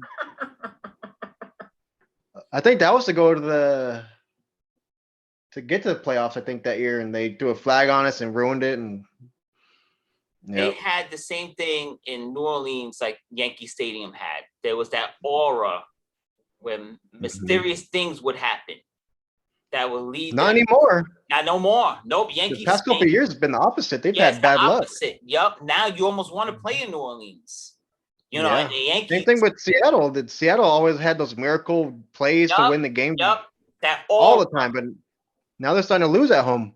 Yeah, you see that it really happens a lot in football, where it's more like football is just, I can't ever say the word for it. It's like certain teams just get that luck, and they Mhm. have like that aura where look at that play. What was it, Golden Tate, where it was an interception, and they Yeah. called it was a touchdown. Come on, Yeah, that one was stupid. it's the But fear that's of the thing day. with the Seahawks. The Seahawks they always got that luck from the refs and they got the Yeah, lucky throws and plays. I don't know. They're something else. It was something. weird. Yeah, like really weird, mysterious things And it happen happened all the time though. Like all the time. every game they Yep. had multiple. Multiple miracles will happen. The same thing was with the Mhm. Saints and the Yankees. They all had, but now, like you said, that aura tends to be going away because the Just Giants like went into Seattle this year and beat them yeah, with a just backup like when it quarterback. was with the 49ers, we were in Seattle and we could have wanted to, I think it was to go to the playoff or go to the Super Bowl that year, and that's when Sherman tipped it from And Crabtree and then they Crabtree was, intercepted it. And I and then mean, there that was was crazy. where he was like, what did he say? He can't. I forget what he said to He's like, Crabtree. that's what you get when you Yeah. have a sorry ass receiver like that. And Oh, you know he's like, what? don't you open your mouth when you Yeah, talk about yeah. me. And she's like, so You who must have talked about you? It was like Michael Crabtree. Don't you talk about me. a mediocre receiver. He Yeah. mediocre. I remember we were all watching that too at the time, and we were all sitting on the couch still watching it. And I was like, man, and then he'd start going off, and like it was so loud on the TV. Everyone was like, what the hell's wrong with this Yeah, it was dude? just like ridiculous. Yeah. Mhm. Like you Well, must don't you really open your mouth, LOB. yeah. You must really hate Seattle. You must really have a Yeah, hatred not for them. yeah, not as much anymore though. I don't know why. Because it's Okay. starting to turn towards the Chiefs. But Mm, I'll never root for Seahawks no matter what now. But I don't hate them as much as I did a couple years ago. it's like me with the I think Ravens. ever since Richard Sherman became a 49er, it kind of like Eased it. alleviated some of that. I don't Yeah, know. alleviated Got rid some of of the it. pain. But I still don't like them. I'll never root for them. I'll never root for the Chiefs. Obviously, I mean, because those are the two main teams that have beat us recently. I know you guys did, but Yeah, well, I didn't want to bring that up. I didn't want to bring it yeah, up. I didn't want to bring, it's like ripping a Band-Aid off. I didn't want to. Yeah, but no, they I didn't want to do it. the Seahawks, that was a pretty good rivalry for a while. I mean, but to me, I would almost not call it a rivalry though, because like I said, they always beat us. Always, always. Yeah, we rarely beat them. So I don't know, is that a rivalry? There were good games and it It was a was a lot of good good game, like though. Yeah, I paid emotions and attention stuff, to but those they beat games. us all They the were time. fun. They were fun to watch those games, though, man. They were Mhm. really entertaining. And Yeah. but then when Cap came in, it was like you guys just didn't have a chance anymore. I think this guy, you guys, for me, I think you guys were better with Alex Smith, but Well, I wasn't watching every game. Kaepernick beat them once out of 6 starts in his career. He beat Seattle, and I think Alex Smith only beat them once or twice. We didn't Yeah, beat them often either with either quarterback. but they were getting the breaks all the time too, though. So always, just always catching a break. Then I think they were pumping noise into the stands too. I think that I don't know. There's always something mysterious with them. You know, they always Supposedly, a lot of stadiums do that, not just Seattle. they pump the noise. Mm-hmm. Because I remember Yeah. like what was that 2000 whatever, and I remember I think it was like 2003 2004. The Giants filed a complaint with the NFL for that because they said that they were really? pumping, they were pumping the crowd noise. I think it was Jeremy Shockey was the main one on top of that, saying the that tight. it's not real. Because we Yeah. lost a heartbreaker to them like 2005 maybe. We had like 4 chances to hit a field goal to beat them, and we couldn't because the crowd noise was like pumped. It was just they always caught a break all the time. That's when they had Sean Alexander. Sean Alexander, yup. And you guys had Jeremy Shockey. Yeah, we had Shockey. We still had Strahan, Tuck, Umiora. Yeah. It's crazy. The Giants only won 2 Super Bowls in that span. They should have got a couple more, or at least one more with that defense we had in those. We should have had one more. I mean, it's easy to see. You guys at least got 2. We got nothing. Yeah. And we had easily one of the best teams in history. I agree. Your team in history, crazy, we didn't win it. Crazy team. Then I used to like that. Like our defense and offense was lights out. I'll never forget when we beat who was it? It was either the Bills or Jacksonville, and we had over 300 yards passing and over 300 yards rushing, and it was the first time that ever been done. Yeah, your team kicked their ass. Your team was ridiculous. But I kind of like that one year though that Harbaugh would beat up Alex Smith helmet to pump him up and everything. You guys were good. And yeah, to me though, the slapping thing, that's what made me realize that Alex Smith didn't have it. Okay. You know why? Because when he would hit Alex Smith would start laughing. Yeah. But then remember he started doing it to Kaepernick, and Kaepernick just looked like game on. Yeah, I can see that.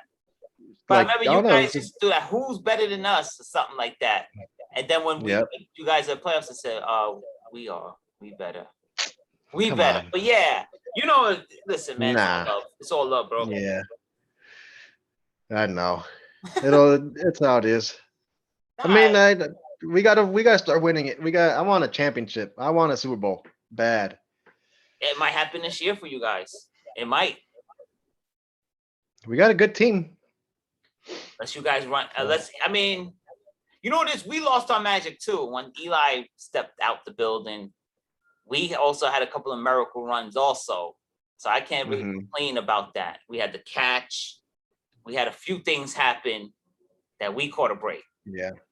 But Eli's not walking through that door, so. But yeah, and that's the thing too, though. A lot of those wins were from just Eli playing. Yeah, just him making a play. The guy can't run for nothing. But in the Super Bowl, he breaks free and he's rolling around. I mean, it's a miracle. It really was. Oh, and his jersey got pulled and he was. Yeah, and the guy is slow as hell. But somehow he broke out, stepped up, tossed it downfield, and it's just a miracle. But that throw to Manahan might be the greatest throw ever made in just all time. I mean, he put that ball. Right, the one on the sidelines, huh? Oh man, that was just. I remember I was excited because we got Mario Manning. They used to call him Mario Manningham, huh? Yeah, Mario Manning. Yep. Yeah, we got him after you guys, and he didn't do much. I don't think that's when we didn't really know how to throw to receivers at the time, though. Because you had him kinda and sucked. Brandon Jacobs from us. You guys took both Oh of yeah, the Brandon Jacobs thing that was weird though. them. Because I was Arguing with excited to get him too. Harbaugh. I liked him, but we didn't play him at all. And he started talking crap. Oh, you guys just brought me here to keep me away from playing from other teams to beat you guys. Yeah, You guys are yup. scared of me. That's why you signed me. And And they then never yeah, because played him. I And know he was fighting with Harbaugh all the time. yeah, he was pissed. He actually says he wants to come out of retirement like Tebow, and he say he's being I've seen that. so, but he He wants said to he would play come back as defense. like a linebacker or something. Yeah, Mhm. yeah. The tiptoe burglar. That's what we called him. We called him the tiptoe burglar because he would be dancing. Dude, you're 800 pounds. Just fall forward, bro. He's That back dude's there. freaking giant. He's not even a running back. He's a freaking fullback. Or what? Isn't there another position that's bigger than a fullback? What do they call him? You don't really hear about it often. It's like an old. I forget. It might be H-back. just fullback. Whatever. The halfback? Something I like think that. fullback is the biggest one. I think though, but I don't know. Yeah, he's giant though. That's all I know. He was. And he, you know, the thing big with dude. him is, you look at his career, he could fly too. That dude was Mhm. fast. For a guy his size, he was fast as hell. But Yeah. he came into the league running everyone over. But then at the end, he kind of became, because Deion Sanders used to say that to him all the time, the tiptoe burglar. Because he's back there tiptoeing and trying to juke everyone, just run forward. And I remember, but yeah, because a couple of times, I think it was maybe the playoff game against you guys, where he needed like an inch and he got stuffed and you guys got the turnover on downs and stuff. Yeah. Mhm. The tiptoe burglar. He's out back there just tiptoeing around. And Who was it? I think it was you guys against I want to say the Texans, I think, and he ran some dude over and he freaking flattened him. Was it the Texans? that was a well, I know Bradshaw did it against the Jets. Bradshaw just annihilated the dude. And then I Who think was, with Jacobs, I believe it was the Texans, and then with Shockey, it was the Colts. Let me see. Let me try to Google it Shockey because I just remember watching that demolished play. I used to watch it over and over. the Brandon Jacobs, right? Let me see. Yeah, he flattened. He was I want to say he was that guy on the Texans. No, or Oh, was it- LaRon Landry. I think it was the Redskins. Yeah, it was. yeah, I think so. Was it? Let me. Runs over. Yeah, LaRon Landry. Yep, that's it. Oh yeah, he just like. I mean, he almost knocked him out of his cleats. Yeah, I But got see, scared that's for the a second. Brandon Jacobs I loved. I loved that Brandon Jacobs. But then later on, he became like a tiptoe dude. And I guess maybe he was trying to save some years of his career, whatever. I don't know. He was a hothead too, huh? He was always Oh. trying to fight. He was a mean dude. No, yeah, he wasn't a nice guy, Brandon Jacobs, by Mhm. any stretch of the imagination. He was, remember he challenged Rex Ryan after the game. He said, "Come on, fight me, fat boy." He's like, "You shut your fat mouth." Because the Jets were talking a lot of crap, and Where's he from? Is he from New York? let me check. Let me check actually where he's from. 'Cause I follow him on Twitter. Oh, I you always do? see him tweeting. He's always talking crap about something on Twitter. That's why I seen that he wanted to play again because Tebow. Yeah. He's actually from Louisiana. Oh, okay. Country boy. Down south. Yep. Yeah, it says wants to come back and change, but he still looks like he's in good shape though, too. He looks the same. Yeah, he don't age, Brandon Jacobs, at all. Mhm. But see, that's what we miss. We miss him. We miss guys like that used to. He didn't take no crap, Brandon Jacobs, at all. Mhm. For me, he's Yeah. probably the greatest running back in Giants history for my age and my era. Those big running backs like that I liked them, like Steven Jackson. Yeah, I'm Steven Jackson from the Rams, right? Mm-hmm. Yeah. We miss They just guys run like you over. that. Now everything's finesse, like everyone's tiptoeing around. Yeah, Brandon Jacobs. Yep. Well, what about the guy from the Titans? What's his? I forget it. Oh, Chris Henry. Yeah, that dude's a freaking nature. He's kind of like them, like big dude. Is it Chris He's Henry? sick. Or am I mixing it up? Derrick Henry.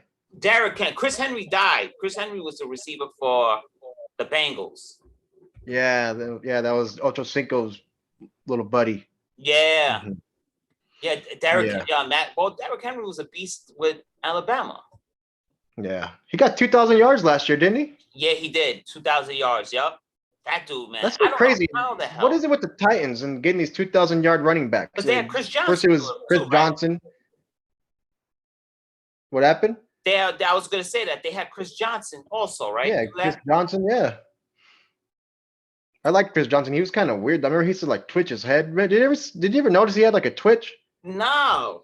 When they would show him like sitting down on like the bench, he would twitch his dreads and like he just Really? looked like almost like he was like kind of cracked out. I don't think he was, but he would move like it.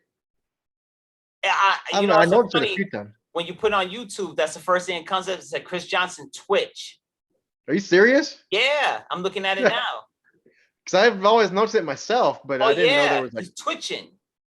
yeah. I never noticed funny. that. I never knew other people did either. That's why I was just, I don't know. Now, I guess there's videos. Yeah, they're zooming in on him. He's twitching like crazy. Yeah, like he's like, I don't know if it was like Tourette's or something, but yeah, he would do it. It says, it says Chris Johnson he has a secret disclosing secrets and his twitching. Mm-hmm. Yeah, no, not I surprising. never noticed that until you just brought that up. Mm-hmm. But he always was trying to be like a track star. He always was trying to challenge like Usain Bolt.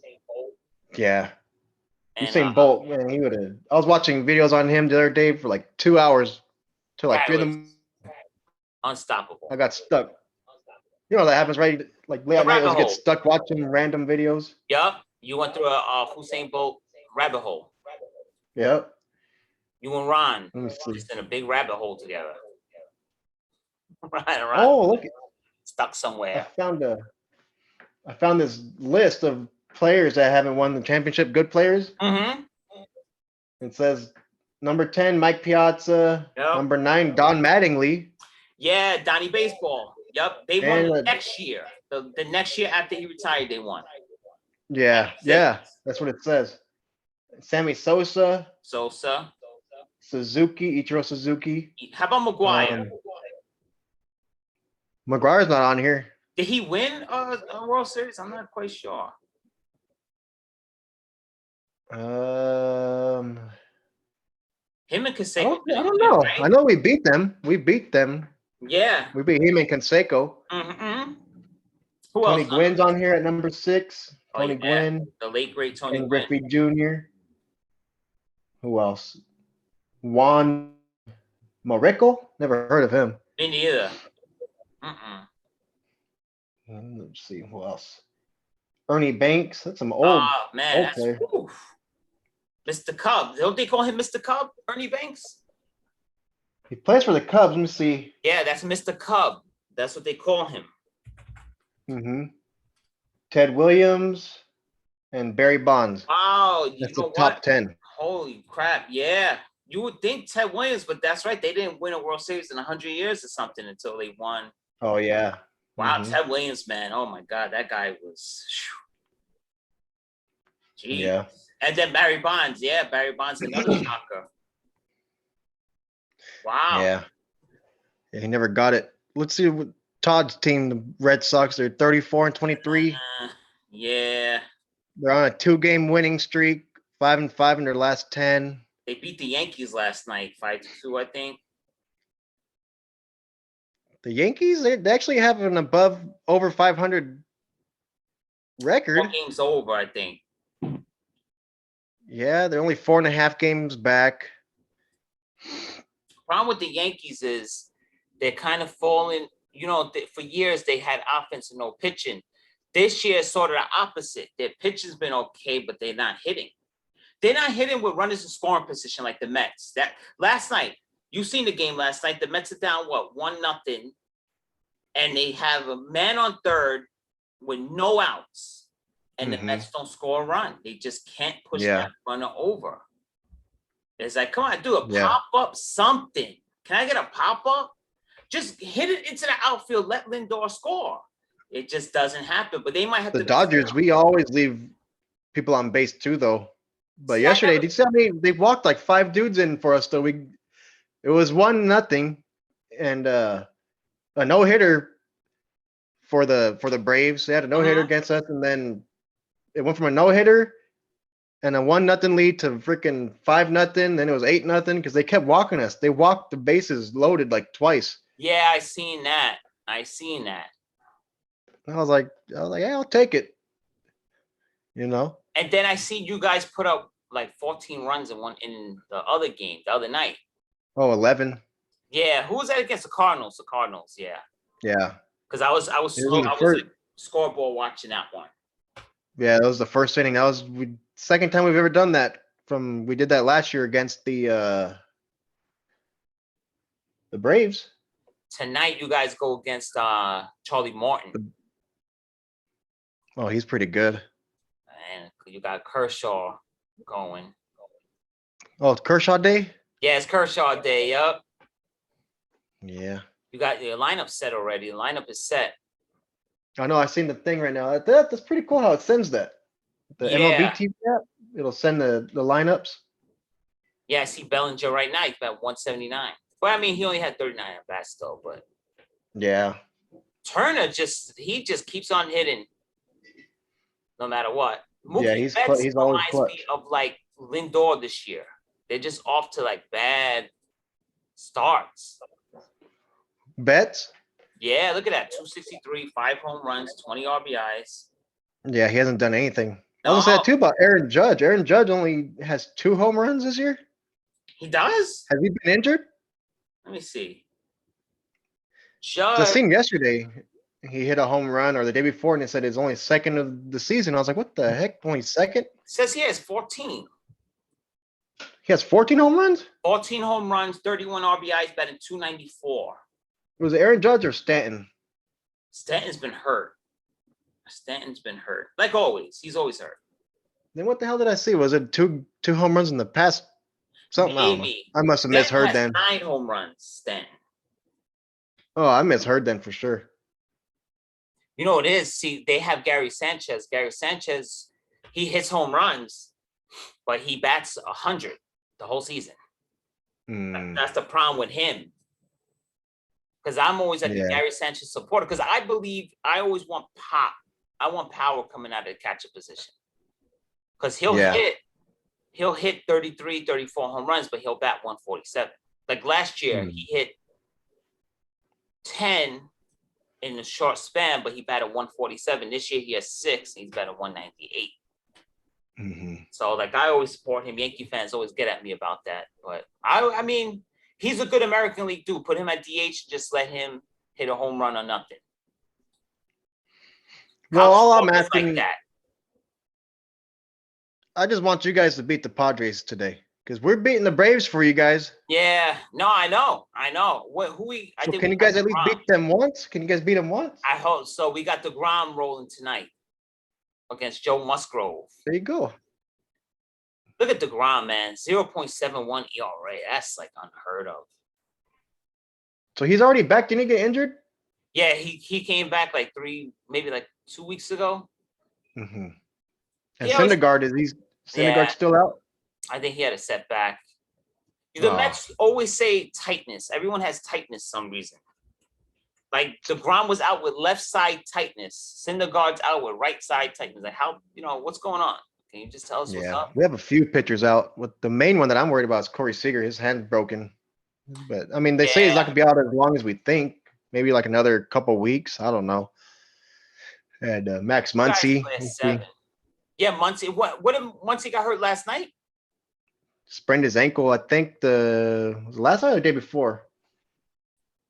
Because he's having a good year. 265, 13 home runs, 30 RBIs. You guys play at 7 tonight.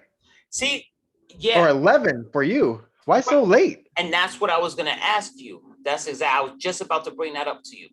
When the Dodgers on the East Coast, and like tonight they play at 7:15 for me, do you like those early games for you? I don't mind them. See, I mean, when the Mets go out west, look at that. They start 10 o'clock tonight for me. It's like I have to wait all night long to watch a Met game. Oh, yeah, 10, yeah. So watch them score 1 run. So I'm waiting around for them to score 1 run. That's messed up because that's almost like they're like preferring the West Coast fans to watch it. Yeah. But then sometimes, see, because my friend, my old boss, this lady, she used to always say that there's a bias or something, but she always said it favored us. But then I don't look at it like that because I'm trying to think, like when San Fran plays the Giants, do we play at 1 o'clock or do we play at 4 o'clock to appease you guys? Because I know sometimes there's like 10 o'clock in the morning games for you, right? Say if the Niners on the East Coast, Yeah. it'll start like Mhm. 10 o'clock in the morning Yeah. for you. Hmm. Yeah, that's an See, early I game. like that. I like those early starts. Let me see my team play early. I don't want to wait around. Yeah, that's the thing with football. I'd rather them play a little early, but with the Dodgers, I'd rather them play at 6 or 7. Yeah, yeah. Usually the games are 7 o'clock.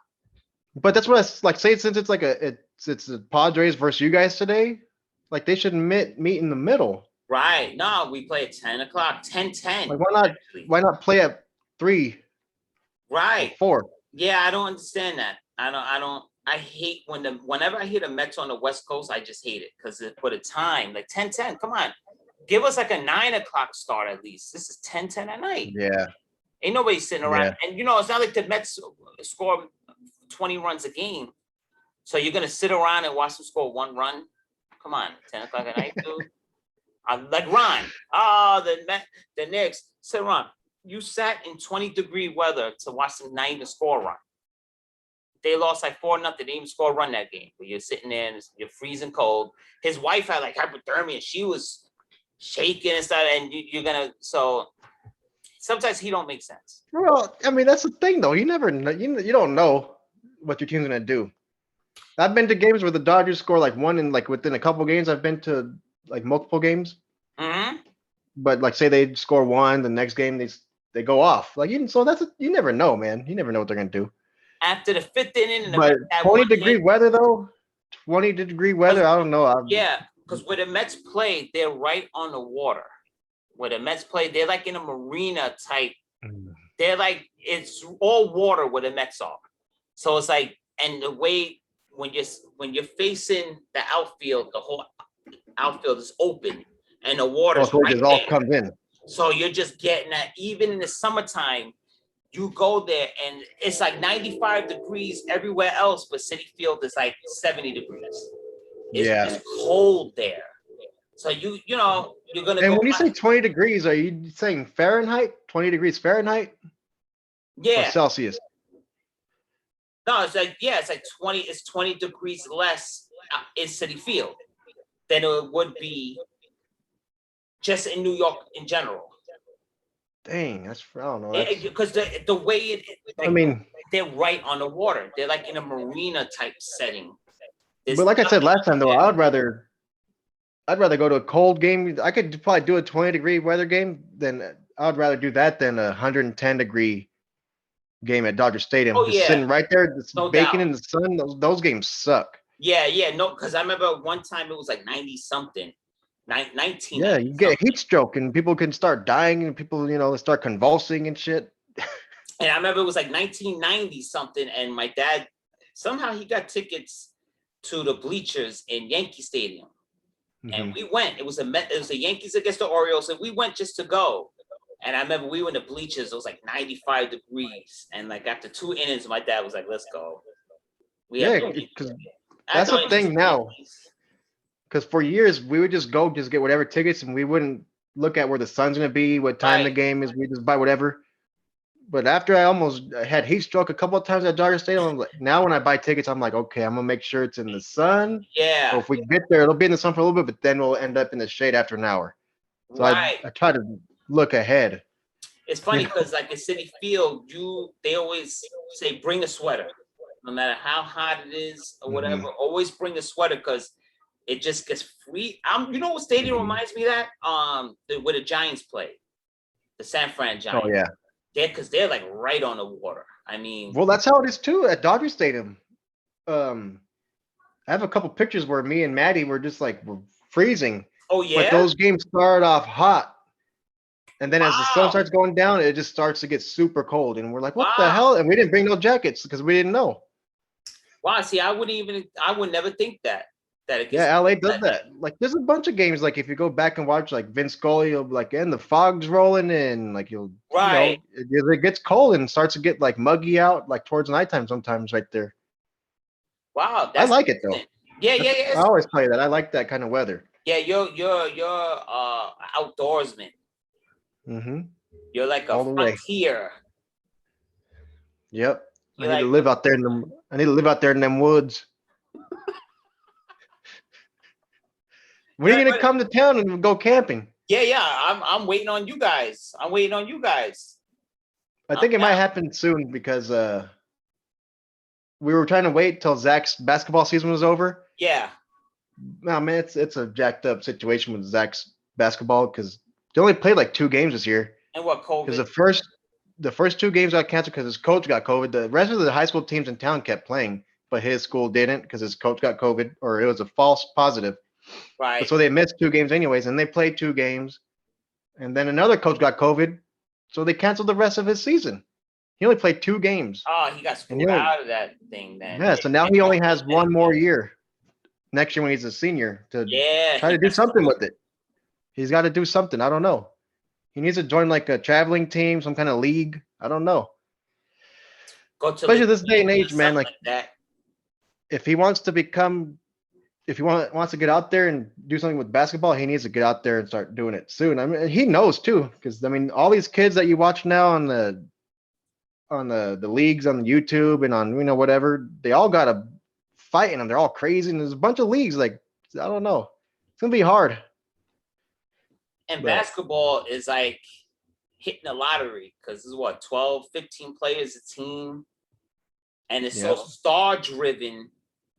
It's like football you could make it, but in basketball everything's so star driven. I mean that's like hitting the lottery. But Yeah, he there's has so to many put himself kids. out there. He has to put himself out there. Man, there's millions of kids in this country that want to make the NBA too, just like him. How tall is know. he?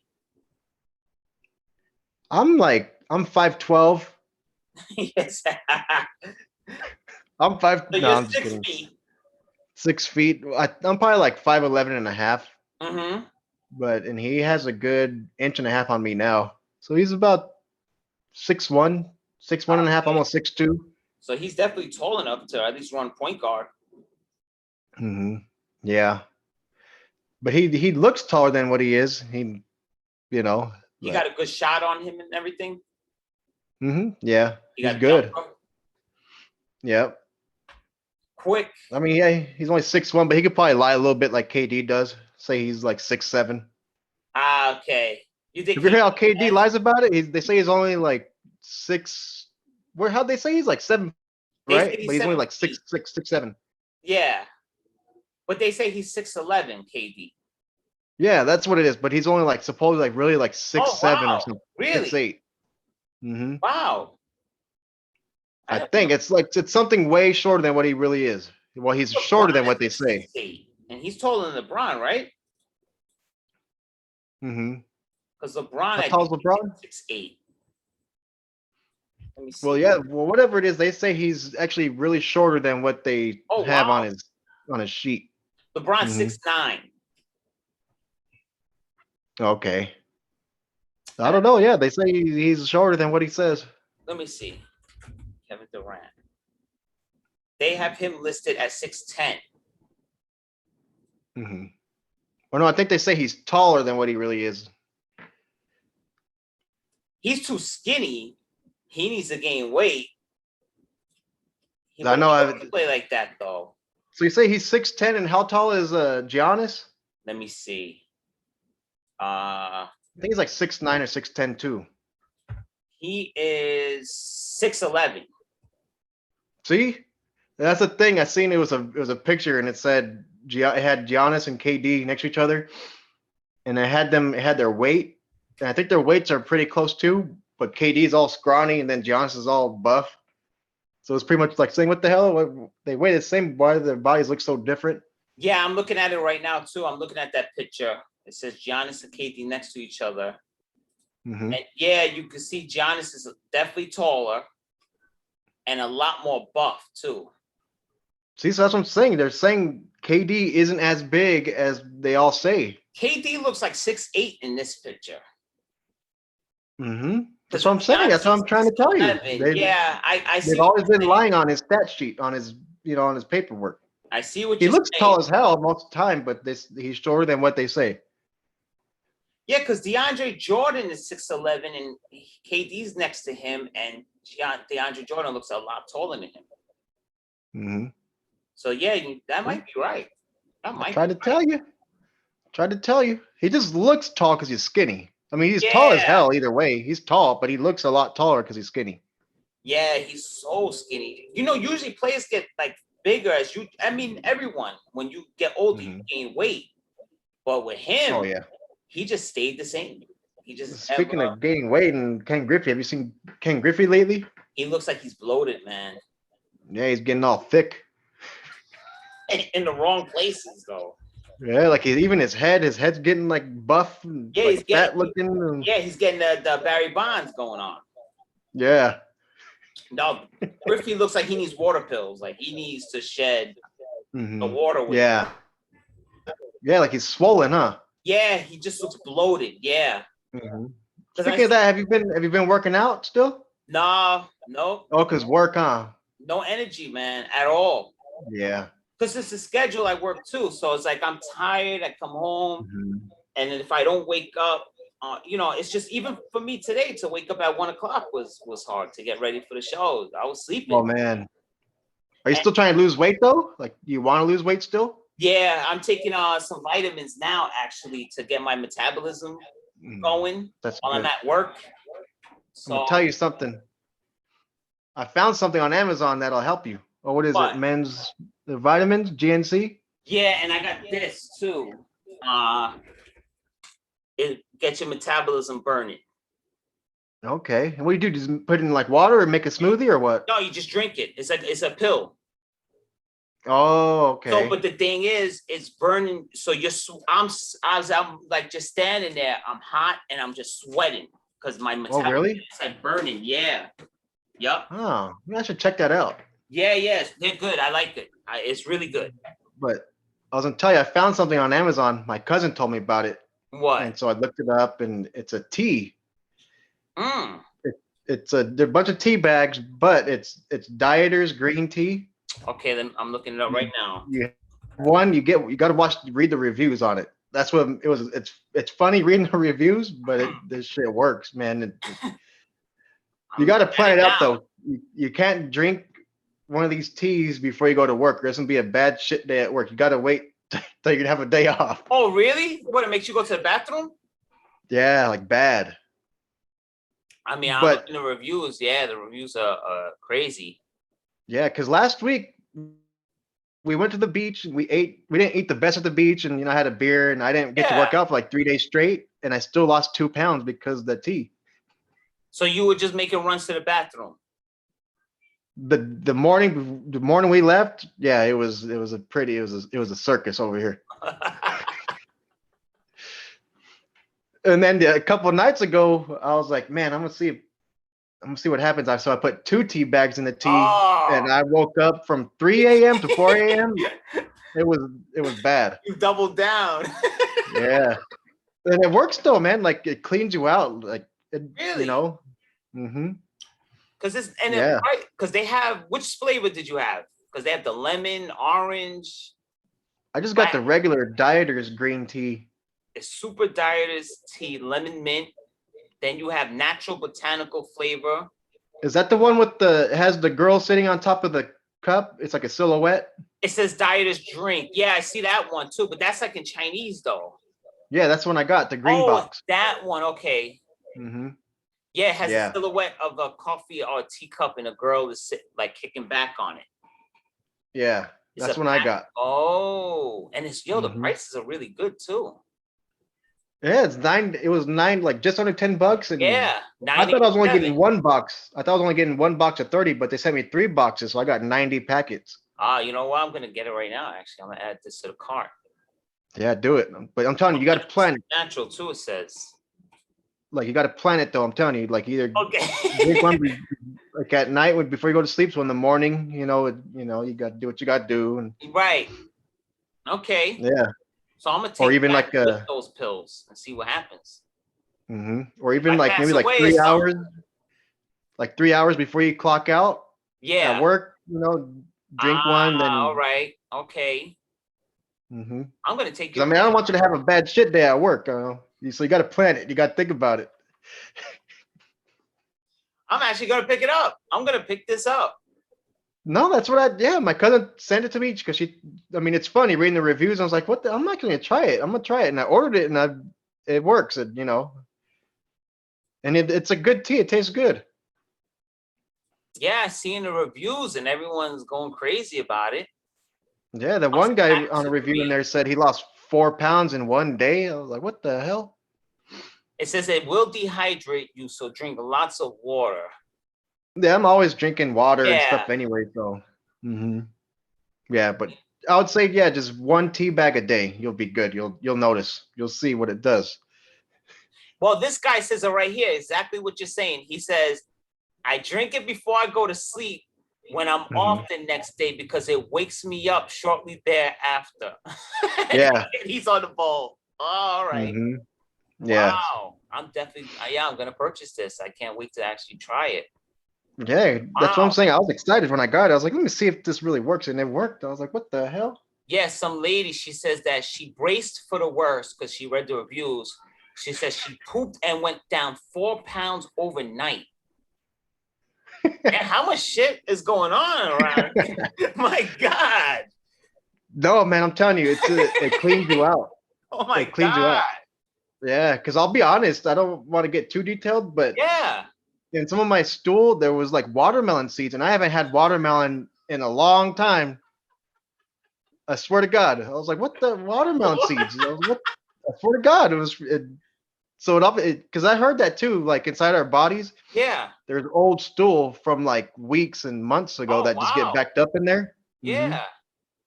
I've heard that. So I think this thing took it out. Watermelon seeds. Yeah, dude, I haven't had watermelon in a while. So when you eat watermelons, you eat the seed too? No, I guess I did that time because it looked like watermelon seeds. That's the thing. Like I eat seedless watermelons, but it would look like watermelon seeds Maybe unless a it was seed something. slipped through. Maybe a seed passed through. You never realized that. But everyone's saying the same thing you say. And all the reviews are consistent. That it's gonna make you go to. It says, but make sure your butt cheeks are clenched because you're gonna be praying. They said, make sure you're gonna be clenching your butt cheeks and you're gonna be praying that you could hold it till you reach the toilet. Yeah. No, it's a laxative. It's a laxative. Really?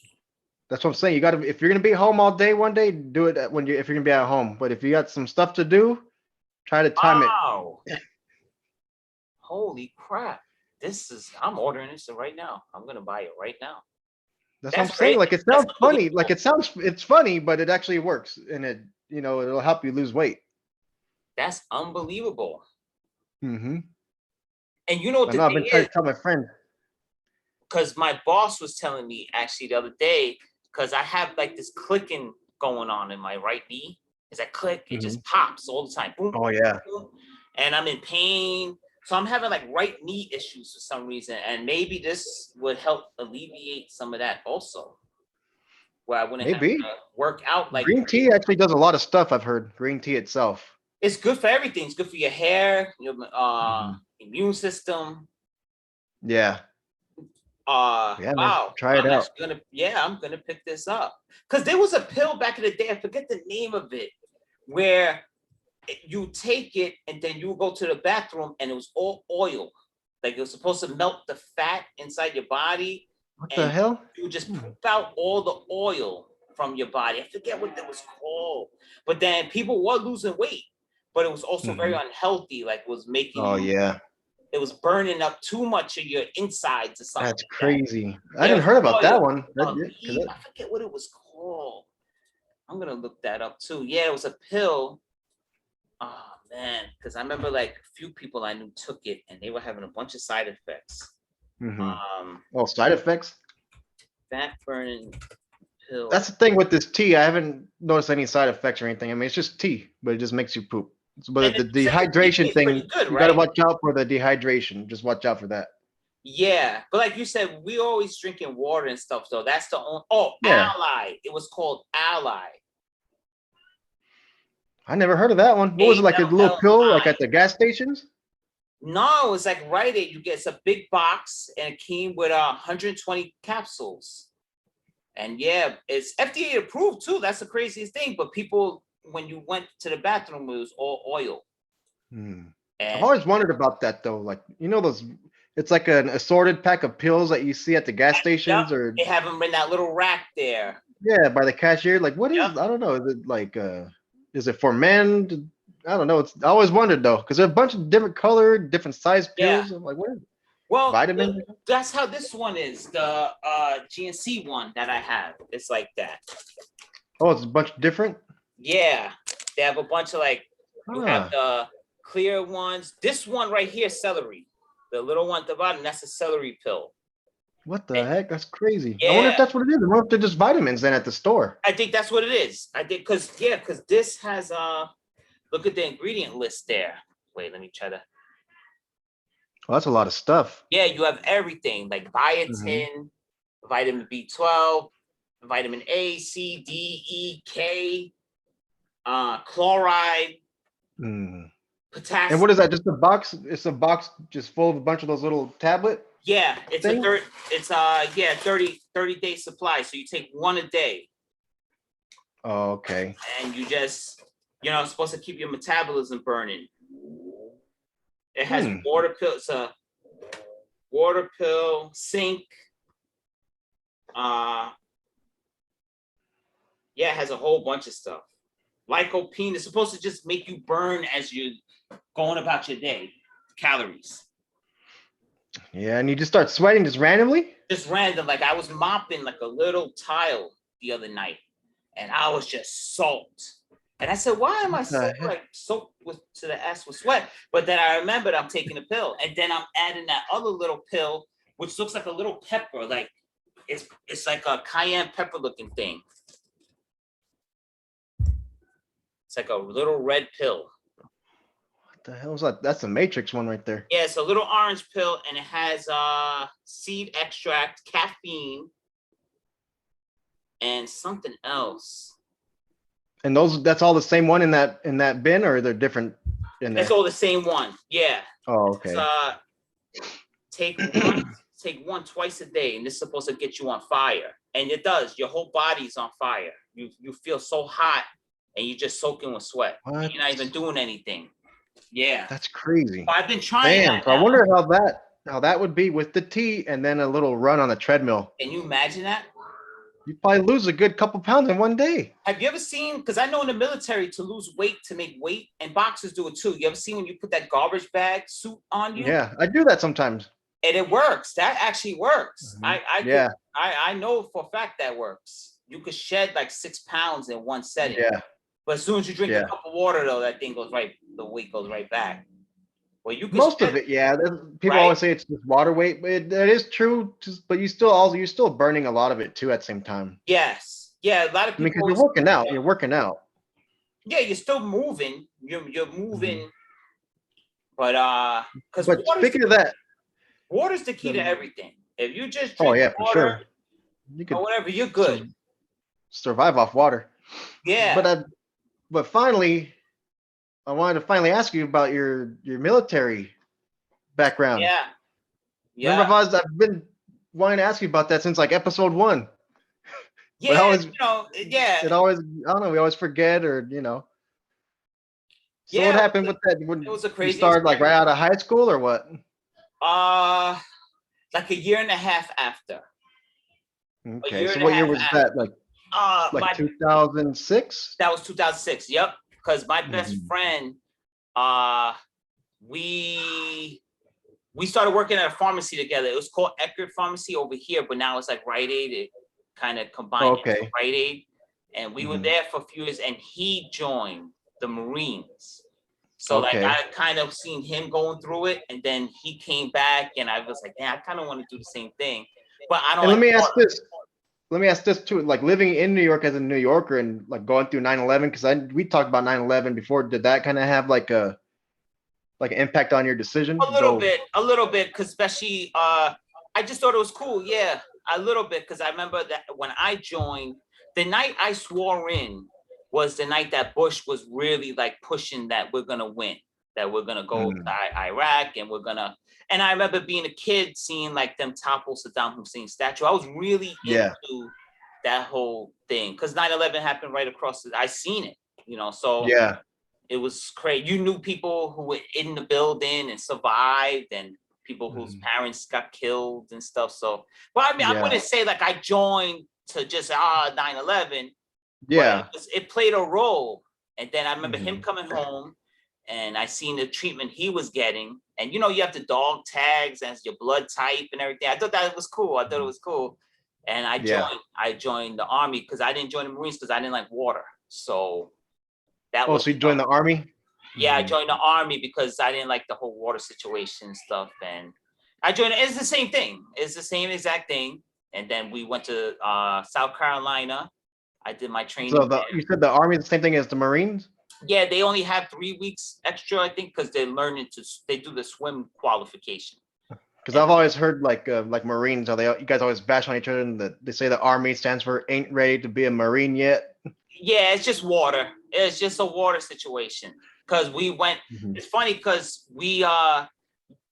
it's the same training and everything. And then when I got out of boot camp, I went to join. It was like because I was human resource specialist, and then I was also a mailman too. So I was one of the rare people that had 2 jobs in the military. So it was like, Okay. so when after boot camp, I didn't get to go straight home. I had to do human resource school, and then the mail school, which was like a lot more complicated than it seems. Like, you have to get international postal codes. I was showing my fiance that the other day. Like it was complicated. So that's joint training. So I was in class with Air Force, Marine, Navy, and Army. All of us were together. And then even drill sergeants, like, because now we're in the military. So we had drill sergeant classmates, and it's weird because you come from that boot camp environment. You see a drill sergeant, you get so scared. But now my classmate, we're sharing a room together. So it was just a strange. It was cool though. Yeah. Kind of cool. You still call them drill sergeant and stuff like that, but yeah, just out of respect. Out of respect, but they're your classmates. Yeah. They're the same level as you. You're sharing a room with them because it's like a college environment after boot camp. You go to your schools, whatever job you have, which is called the MOS, and then you do the training. But everyone else got to go home, and I was the only one that had 2. Where were you at? South Carolina, Fort Jackson, South Carolina.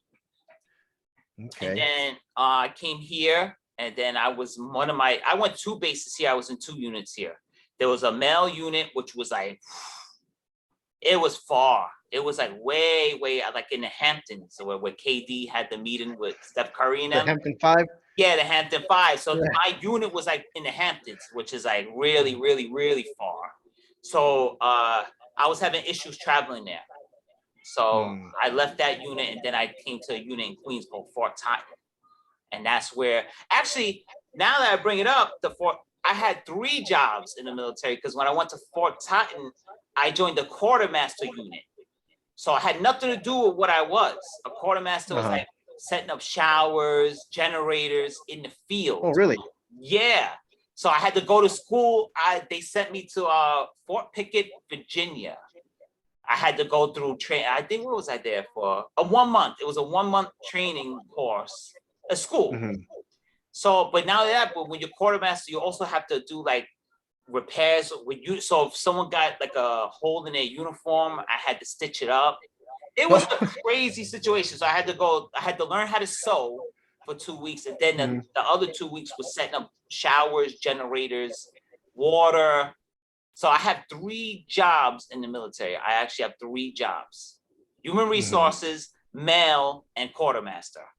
So that's crazy. A lot of schooling in the military. Yeah, and what is that? They're just getting you like just ready for, or just it depends just helping on out. Yeah, it depends whatever unit you fall into. I just happened when I left the unit in Long Island. I guess in Queens they didn't have like a human resources unit. So they sent me to a quartermaster unit, and I actually had to learn that unit's position. And then I actually ended up being a unit. But see, I went through all that, and then I ended up actually running the unit. I was a unit admin. So I was the one paying people, sending people to Iraq. Oh, dang. You got shot up, you contacted me, and I had to do your paperwork, and your medical. That's crazy. Yeah, I Yeah. was running a unit. I was running my unit in Fort Time. I was lazy. Dang. I was lazy with it. So if you wasn't getting your pay, you was getting a little late. I was gonna get to it, but you was gonna get paid late or whatever. Because I remember, but I always got lucky. I never got deployed because that saved me. Because my unit got deployed, but they needed someone to run it. Oh, really? Yeah. You went to Iraq? I didn't. They did. I had to stay back and run the unit. So I actually was wow. I was a unit admin for my unit, and I stayed stateside, and they got deployed. And So then, when you joined, you joined like thinking like I hope I don't go, or were you thinking? no, I thought I was wanna gonna go go. because at that point everyone was going.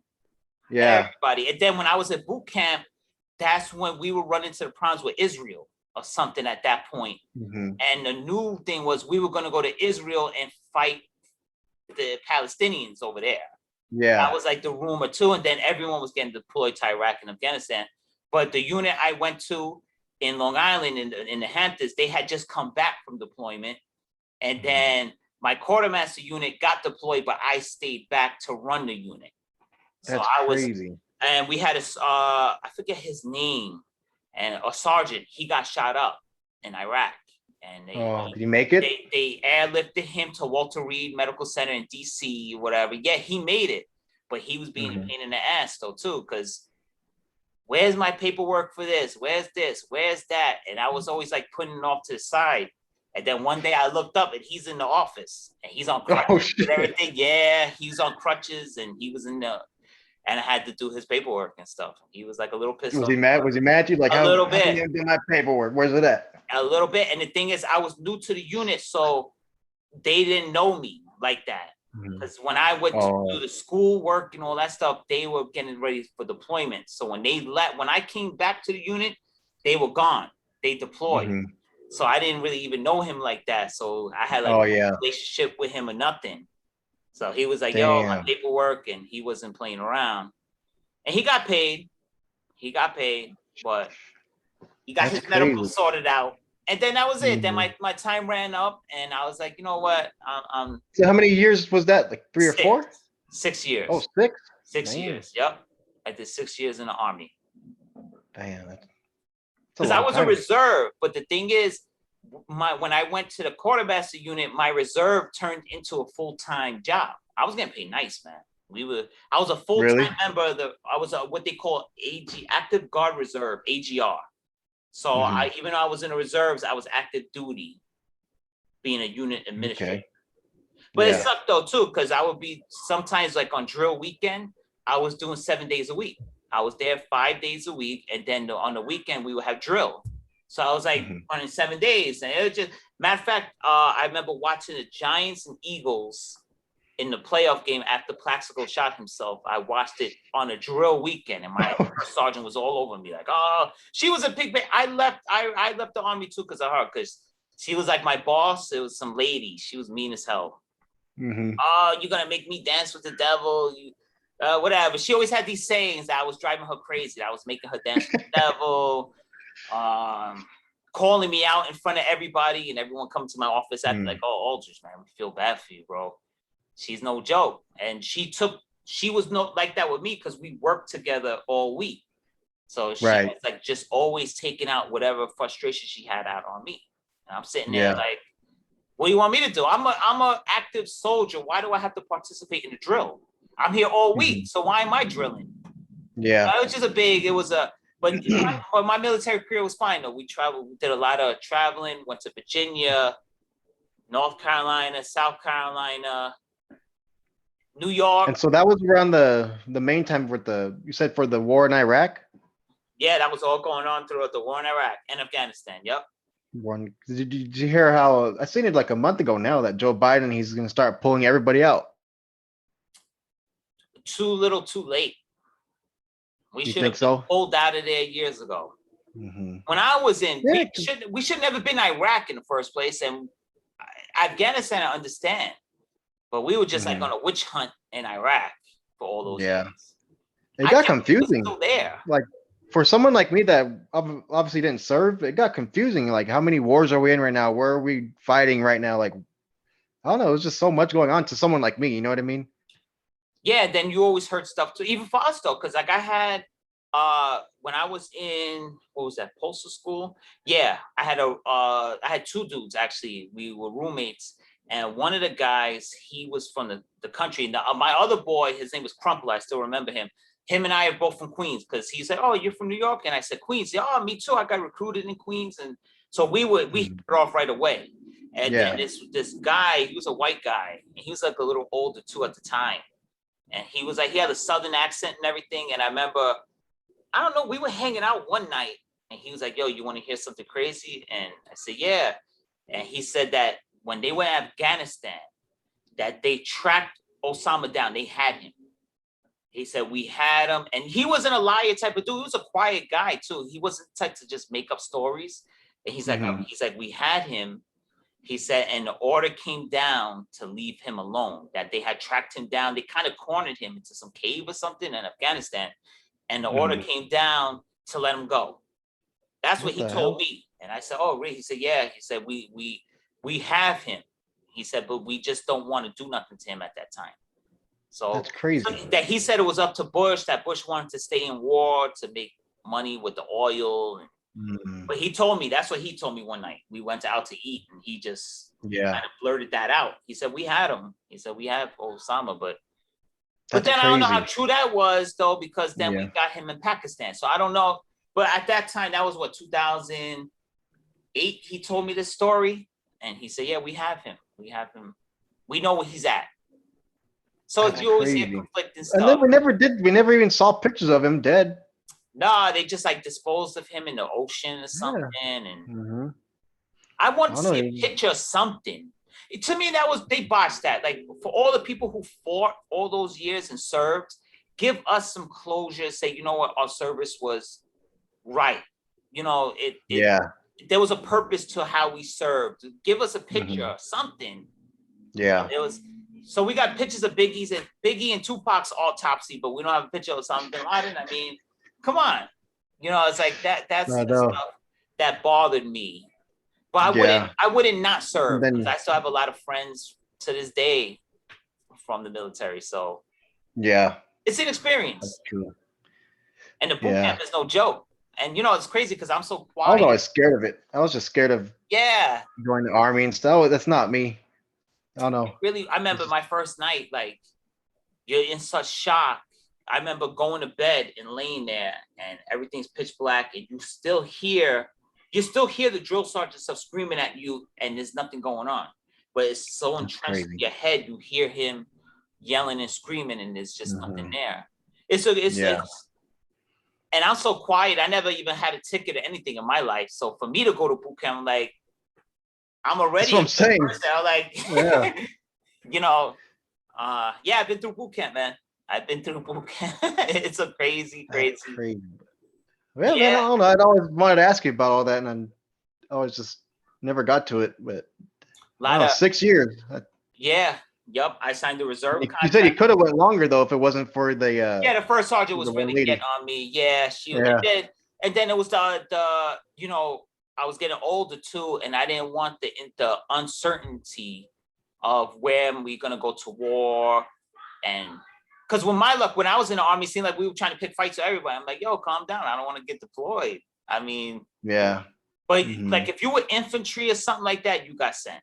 You got, like, most of the Mhm. people I went and I'm still friends with to this day, they all been deployed once, twice, three times. You know, I was one of the lucky ones that never got sent anywhere.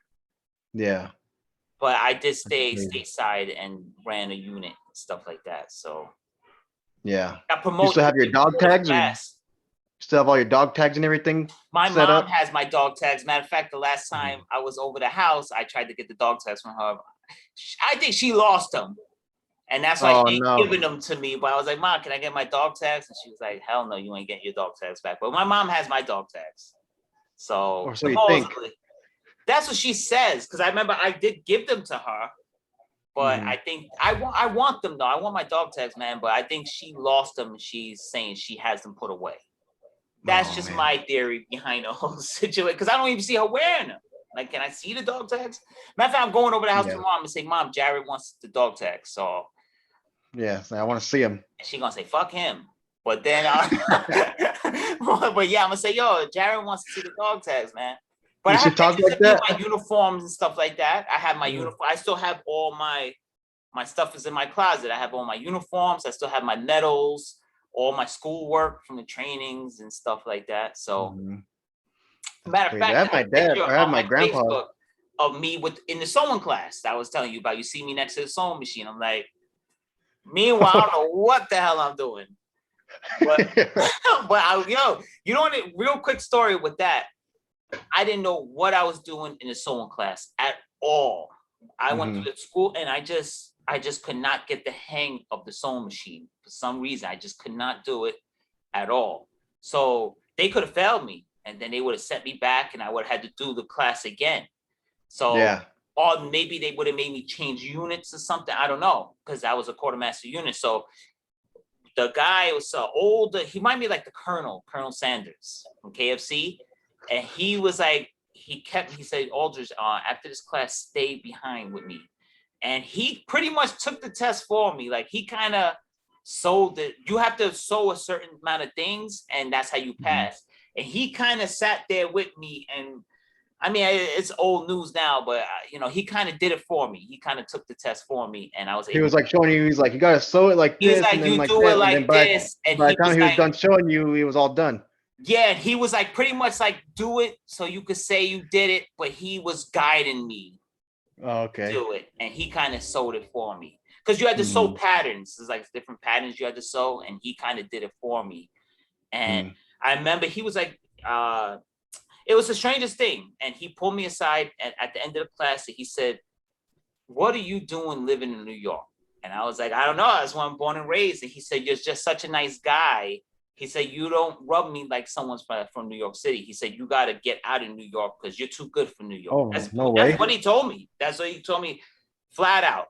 And, Damn. because I was a nicer guy back then too, very unassuming and quiet. I didn't say not much. So I would just pretty much just sit in class, really polite. Everyone loved me. So Yeah. as I got older, you started seeing me, run into problems with people and stuff because I started getting like a little rude.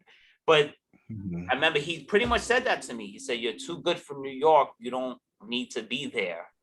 You need to get out of New That's York." crazy. Yeah, and he was like an old man that just told you that? He's probably passed away by now. Yeah, I forget. Mm-hmm. I even forget his name.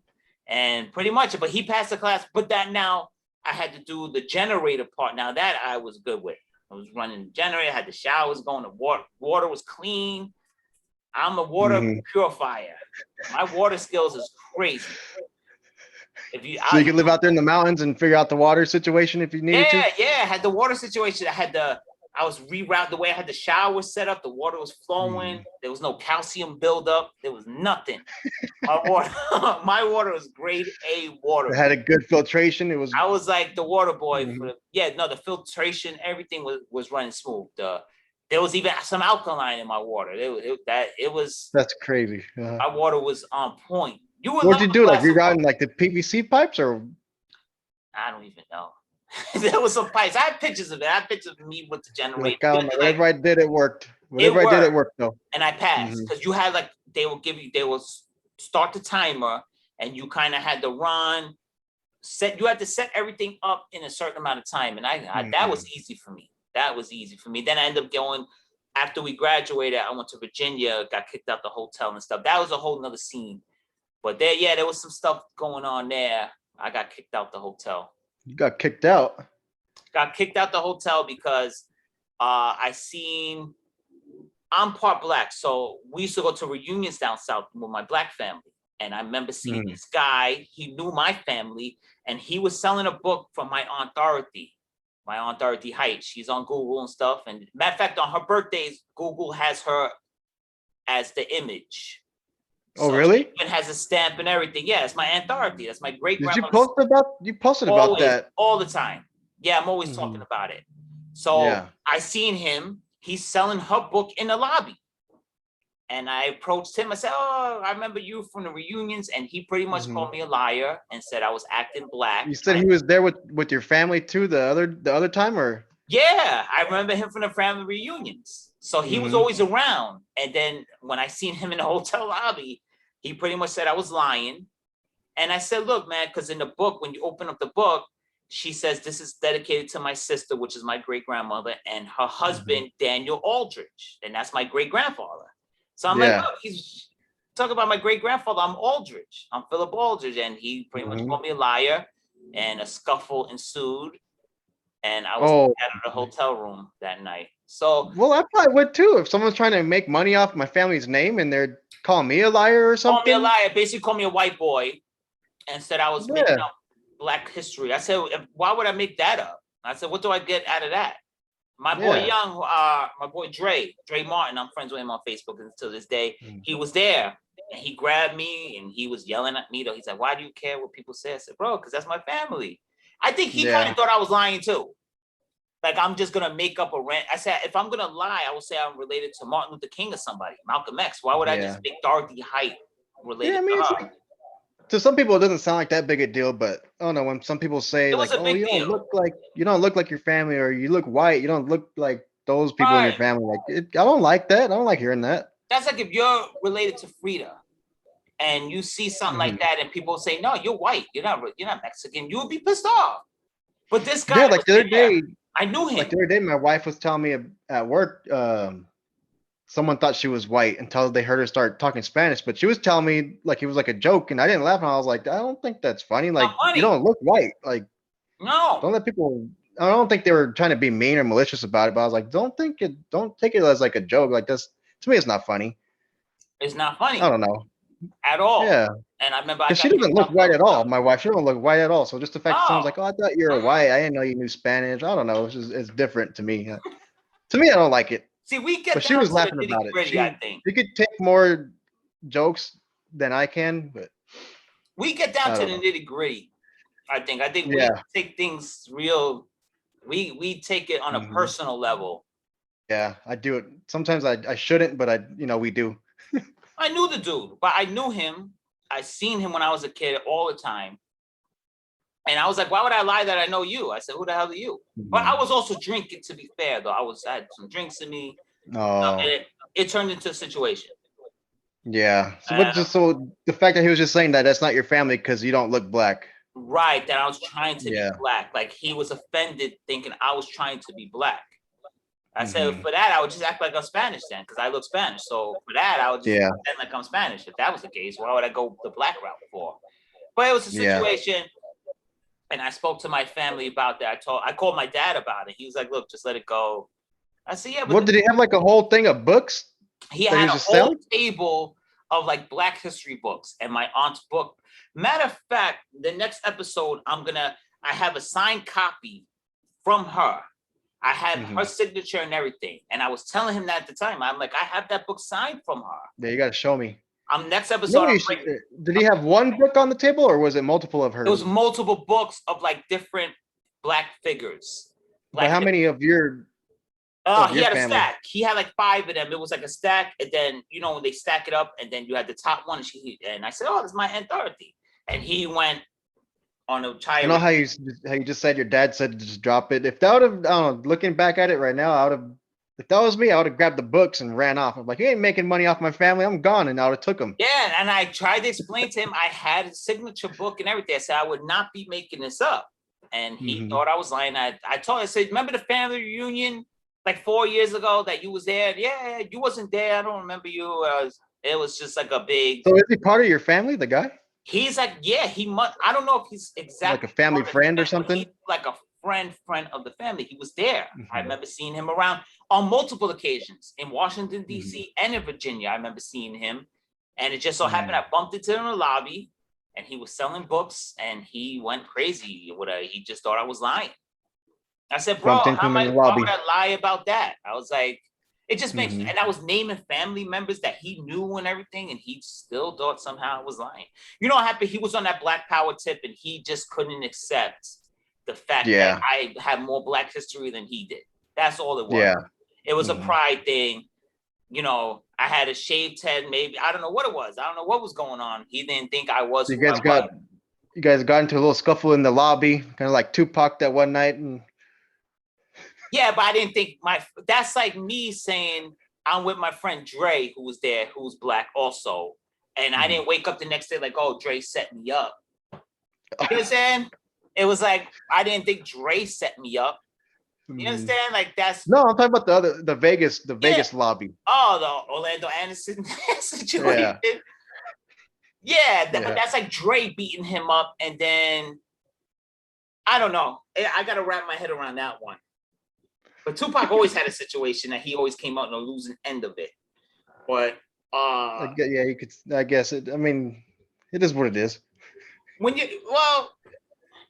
I don't know. I don't want to get. He did. He did. I had Tupac on my chest. To say, but he did. I had Tupac on my chest last week, so I was paying homage to a legend.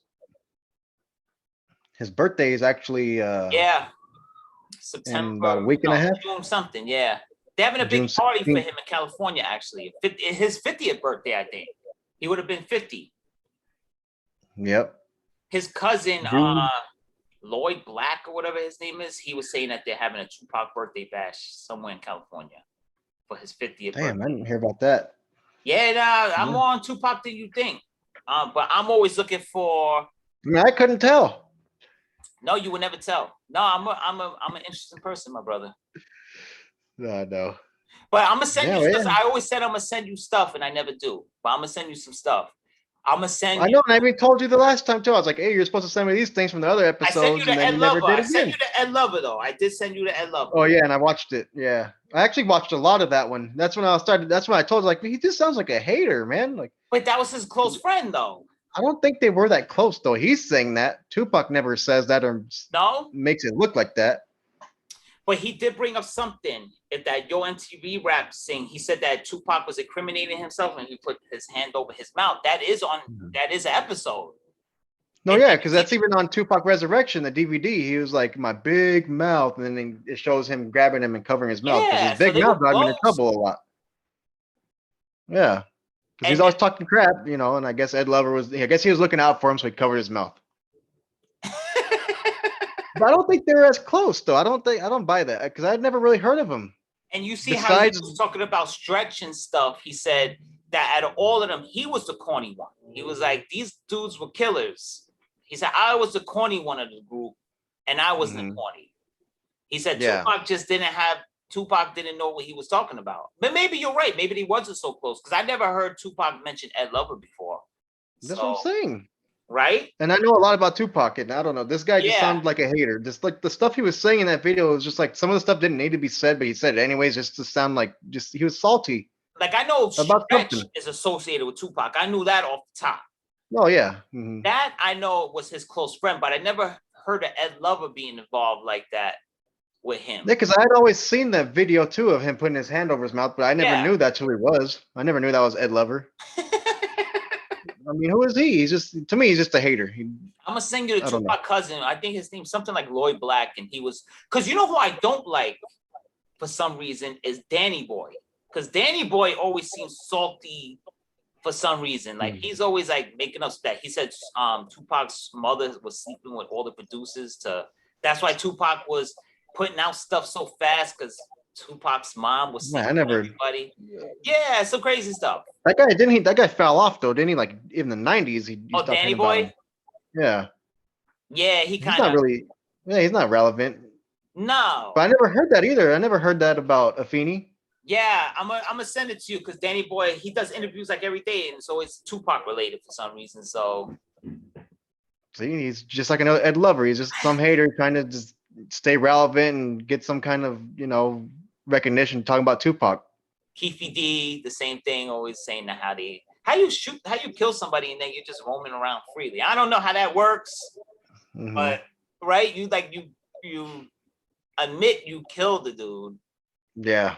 And then you just walk away scot-free. Like, I don't understand. And then he said he was dying of cancer, so he was going to tell the truth, but then he's still alive 10 years later. It's just the strangest thing in the world. Yeah. I'm going to send you everything. I'm going to send you. I know. See, imagine me being your unit admin, and you need to get paid. And I'm like, I'm going to pay you. Don't worry. I'm going to do the paperwork. And it just never went through. But you've been saying this for like 3 or 4 weeks now. I put everything off. I'm a ultimate procrastinator. That's just. No, I am too. You too? But you seem like you're more detail orientated than me, though. Yeah, but once I procrastinate on something, it's over. Because you're like It 20 sucks. minutes early for the show. You're like on point. Yeah, I try, but I don't know, man. I procrastinate a lot. Like Really? See, you always today, I could probably mow the lawn, but I probably won't. And then I'm making a flag for my friend, and I mean, I barely started building it for the most part the day before yesterday. So I'm gonna drop it. I was supposed to drop it off today, but it's gonna be too late by the time we can meet up. So, but anyways, on the stars, Mhm. I'm dremeling them, I'm engraving them, and I could probably finish the stars in like 40 minutes if I want to. But after every star, I'll stop and I'll go watch the game for a little bit, and then so what should be like 40 minutes takes me like 3 hours. Because I mean, it's hard doing each little star by hand, like engraving it. And you do an But I excellent job procrastinate. too. You do an excellent I'll do job. one.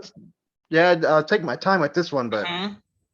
I'll do one star and walk off for like 5 or 10 minutes and come back, do a star, and you know. Might have to ask you for a custom like another shade of blue flag or something. We'll talk Oh, about that. I'll be contacting you about the flag situation because I mhm. told you the flag you made for me. Rest in peace to the flag. That shit is. Yeah. Well, speaking of like that kind of stuff, I've been talking to some guy lately because I've been like building flags again lately and Mhm. cornhole boards. The guy I'm talking to that can do graphics for me for the cornhole boards, Yeah, um, he can make big stickers or like big posters. we need So that. maybe we can just make another shaded blue one. I can send you one. Yes. You can put one right here behind me. Yeah, and I'll do He has something good with the wall prices. behind me too. I'll start Hmm. decorating our stuff there because we need Yeah. because my friends are asking for stickers and stuff. So Yeah, he makes. I could do a little thing of stickers. yeah, yeah, Hmm. we'll talk about that. We'll definitely get some. Yeah. We gotta get like some traction, man. I think we lost a Hmm. subscriber by the way. I see. Really? We were at 40, weren't we? We were at 40. Yeah, I checked the last time I checked because we were at 39 for a while, and then I saw it was at 40, and I was like, oh, it went to 40. And now we're back at 39 again. The last time I checked. Oh, someone's But hating. you know what I feel like? It's a Uh, robot.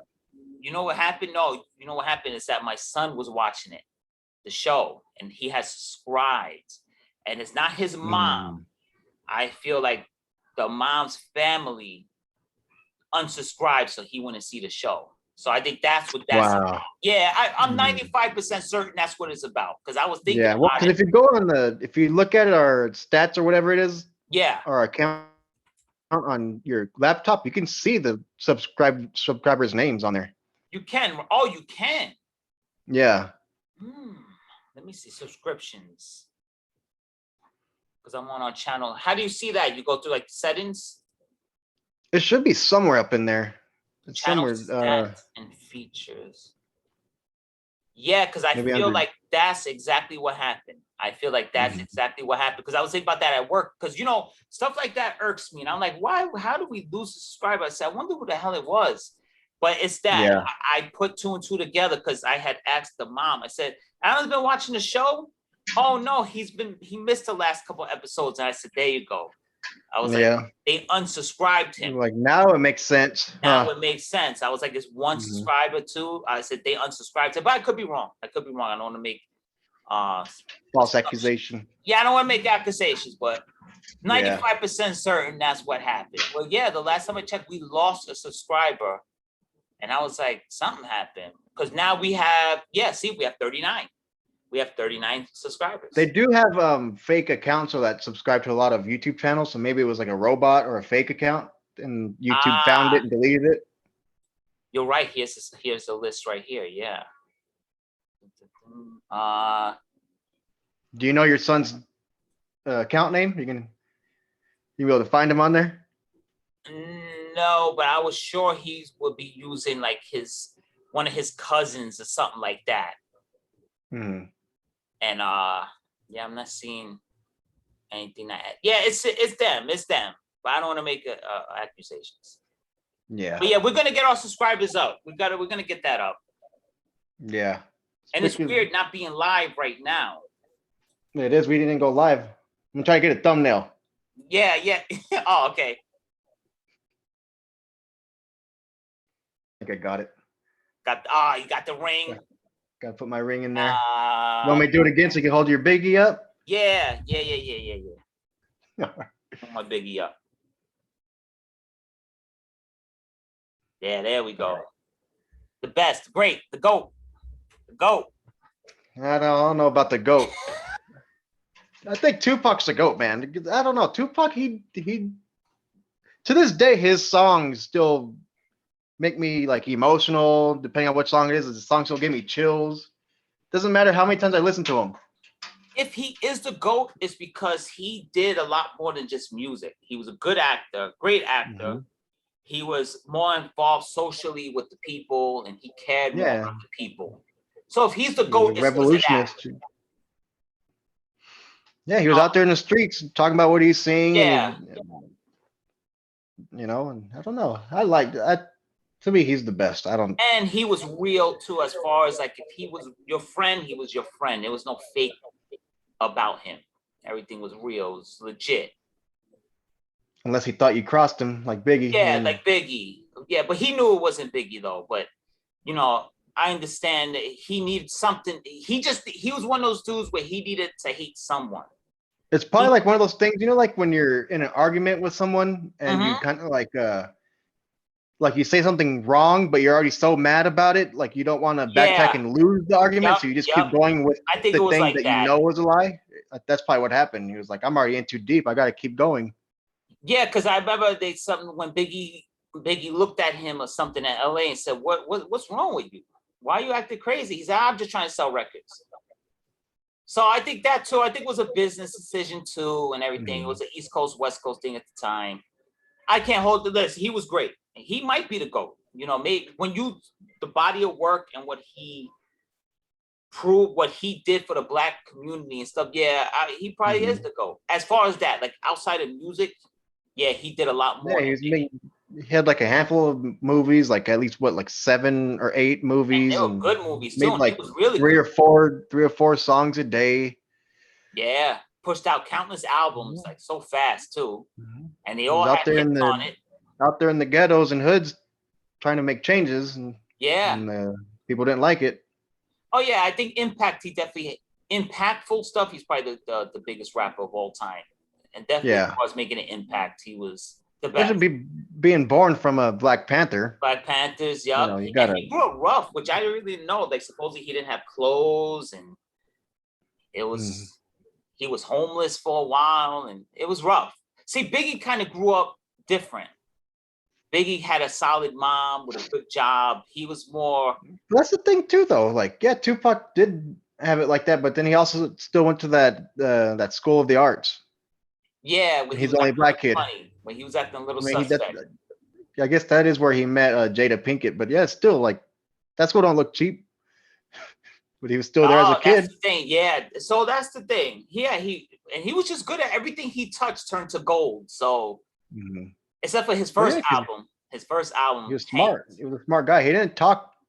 I mean, for the most part, he didn't talk all ghetto and stupid. Yeah, he talked like he knew what he was talking about. He was smart. I think I telling Ron or was it you that Michael Jai White? He said he used to hang out with Tupac, and he said the only thing he didn't like about Tupac was that Tupac was like a nerd. He said it. Then all of a sudden Tupac would be like, "Yo, blah blah blah." He said, "Oh, some Black person just walked up in here." Because he was always trying to like show off. I didn't know that. Yeah, he just did it. It was on Black TV. He said that they would be hanging out together all the time, and Tupac was such a nerd that everything with him, that he'll be wearing these big glasses, and he was a nerd, and that all out of nowhere he'd be like, "Yo, motherfucker, blah blah blah blah blah," and in his mind he would say, "Okay, that means some Black people just walked in here." And he said that he felt like Tupac put an act.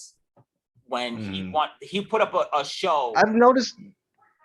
I mean, Tupac was Black, so he didn't have to act a certain. I don't know, but I've noticed some people do that. Like, I don't know. I don't want to say names, but I know some people personally that do it. Like, they'll be talking normal, but as soon as like some Black people show up, they start talking different. Yeah. They start trying to talk cool. You know what I mean? Exactly what you're talking about. Yeah. It happens a lot, and people that supposedly they don't even think they're doing it, but it just happens. They just start talking, Yeah, it says Michael Jai White, Tupac would act gangster when Black people walked in. That's crazy. Yeah, you gotta send me that. I'm gonna send it to you right now. I got it right here. So that's the thing. You get like conflicting reports about that too, though. Like, was Tupac really real, or was some of it an act? I don't know. Yeah. But I feel he was real. Though. He was authentic. I got nothing. Well, that's what he always said too. He said he was like, I'm two different people pretty much. I'm the normal dude and I'm the guy in the movies. You don't know which one you're gonna get, and I think he I can was be that definitely real had some rough, broken, and raw borderline. guy next to you in the club, or I can be, the educated one. And that's nothing weird. Because I could get like that too. It depends who I'm talking to and who. Mhm. It depends. I guess he was just like everybody else. That's all. He was a normal dude. Yeah, because I'll like if I don't like someone or I don't know, I'll act certain ways too around them. Like, you know what I mean? He I don't know was if I don't like them, but if complex there's like too. someone that I know is like a different stature, I'll kind of get like shocked and or like shut Mhm. down, or I'll talk a certain way. Like everyone changes around certain people. My wife always says that about me. That no one knows who I am because they don't live with me.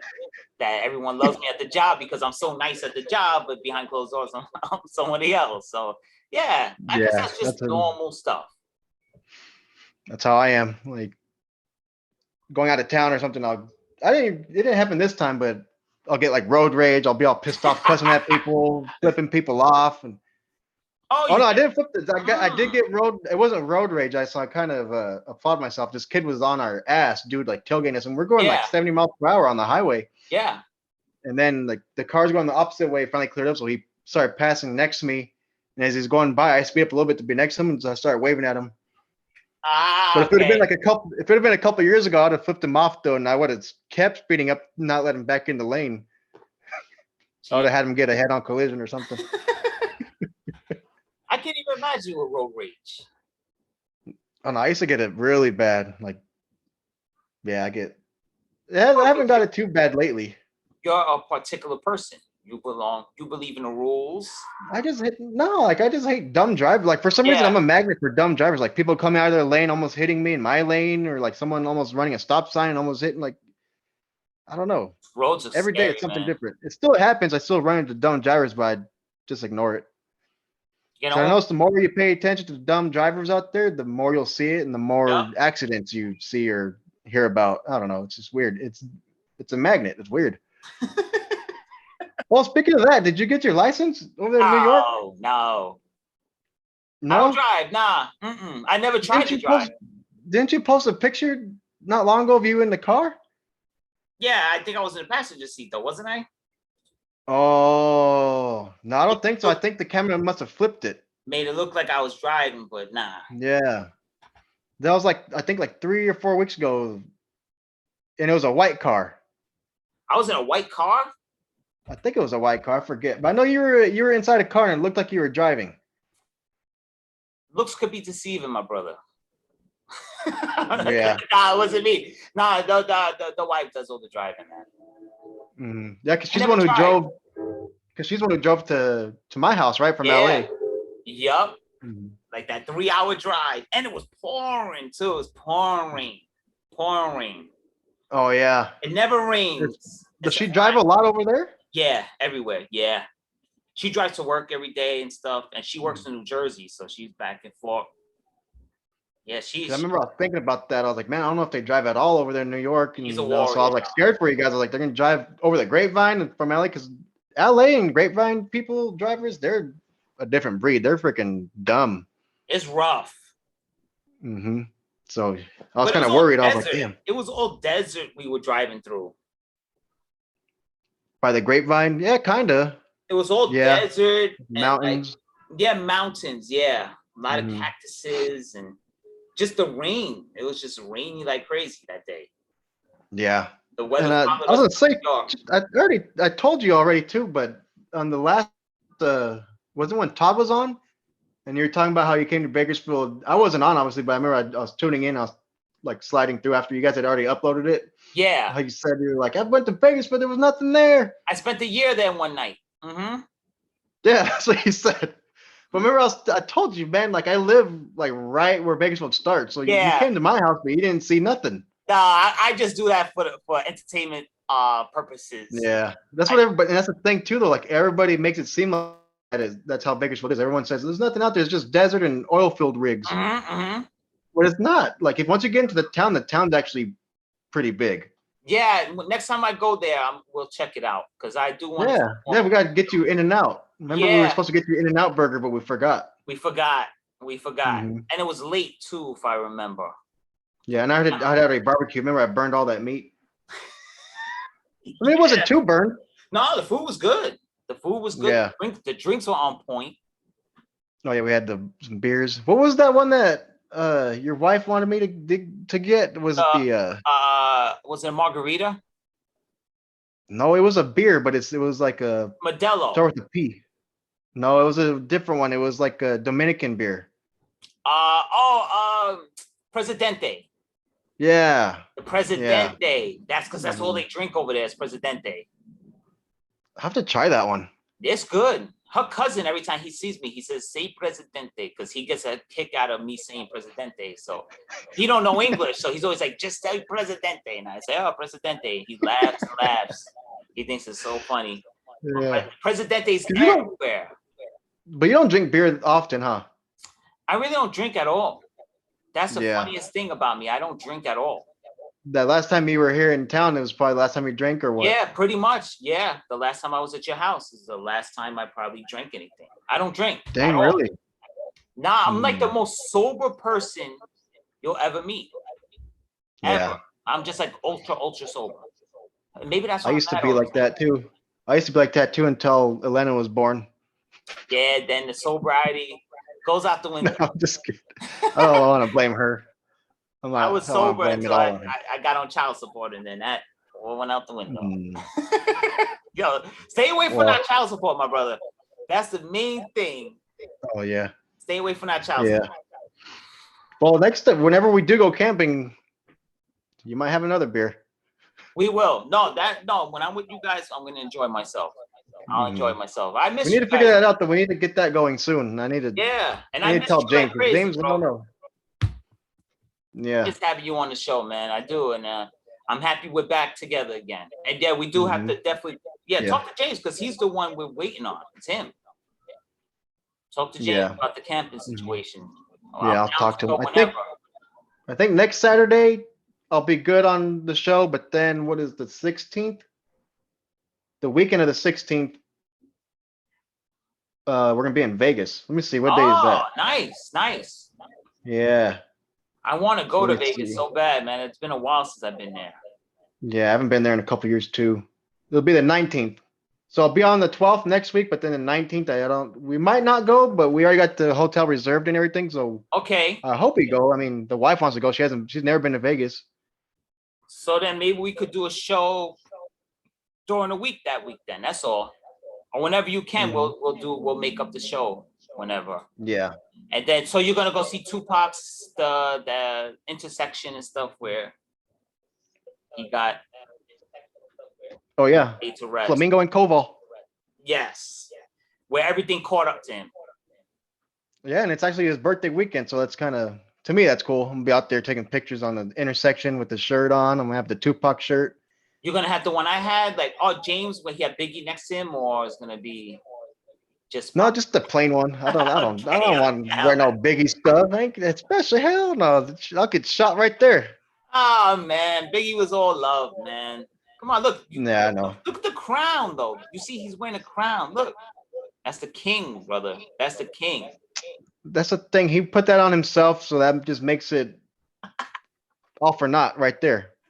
The self-proclaimed. Just like how LeBron's called the king. Like king. I don't know. Michael Jordan's the king. Yeah. But right there, brother, he just wasn't putting any crown on his head. That's a king, baby. Look. Right there. Yeah, but King Big. For that photo, did he put it on or did somebody else put it on him? I think hip hop put it on. The masses, that's a good answer. Hip hop came and said, "You are the king." And the way he tilted and stuff. Look, that's all style, that's swag right there. Look at that. Because he got it hanging off the head and stuff. Yeah, it's crazy. That's swag right there, brother. Yeah. But yeah, so next week we're on Saturday, and then we'll figure out the Las Vegas week or whatever. Yeah, and if anything, maybe I can even get on like at the hotel or something. Yeah. I was thinking about something like that too. Like if we're ever not around, we could just do it from the laptop. And I was thinking Hmm. about that. So okay, Yeah, probably 19, do that. you're going to Vegas, right? Hmm. You Yep. might mess Well, we're around and leaving the see. You might 6th. I mess think the around and see me 16th. out there. You might go? You might mess around and see me out there. I'll let you know. I'll keep you up to date on that one. Because I like to travel just randomly. So I Yeah, see you out in I've Vegas. noticed that. I've noticed that. Yeah, I'm ready to pick up and go whenever. We'll So find out on Monday for sure if we're gonna go, because at my wife's work, state's been supposed to, they, once state goes to visit them for a week straight, they yeah, do it once a year.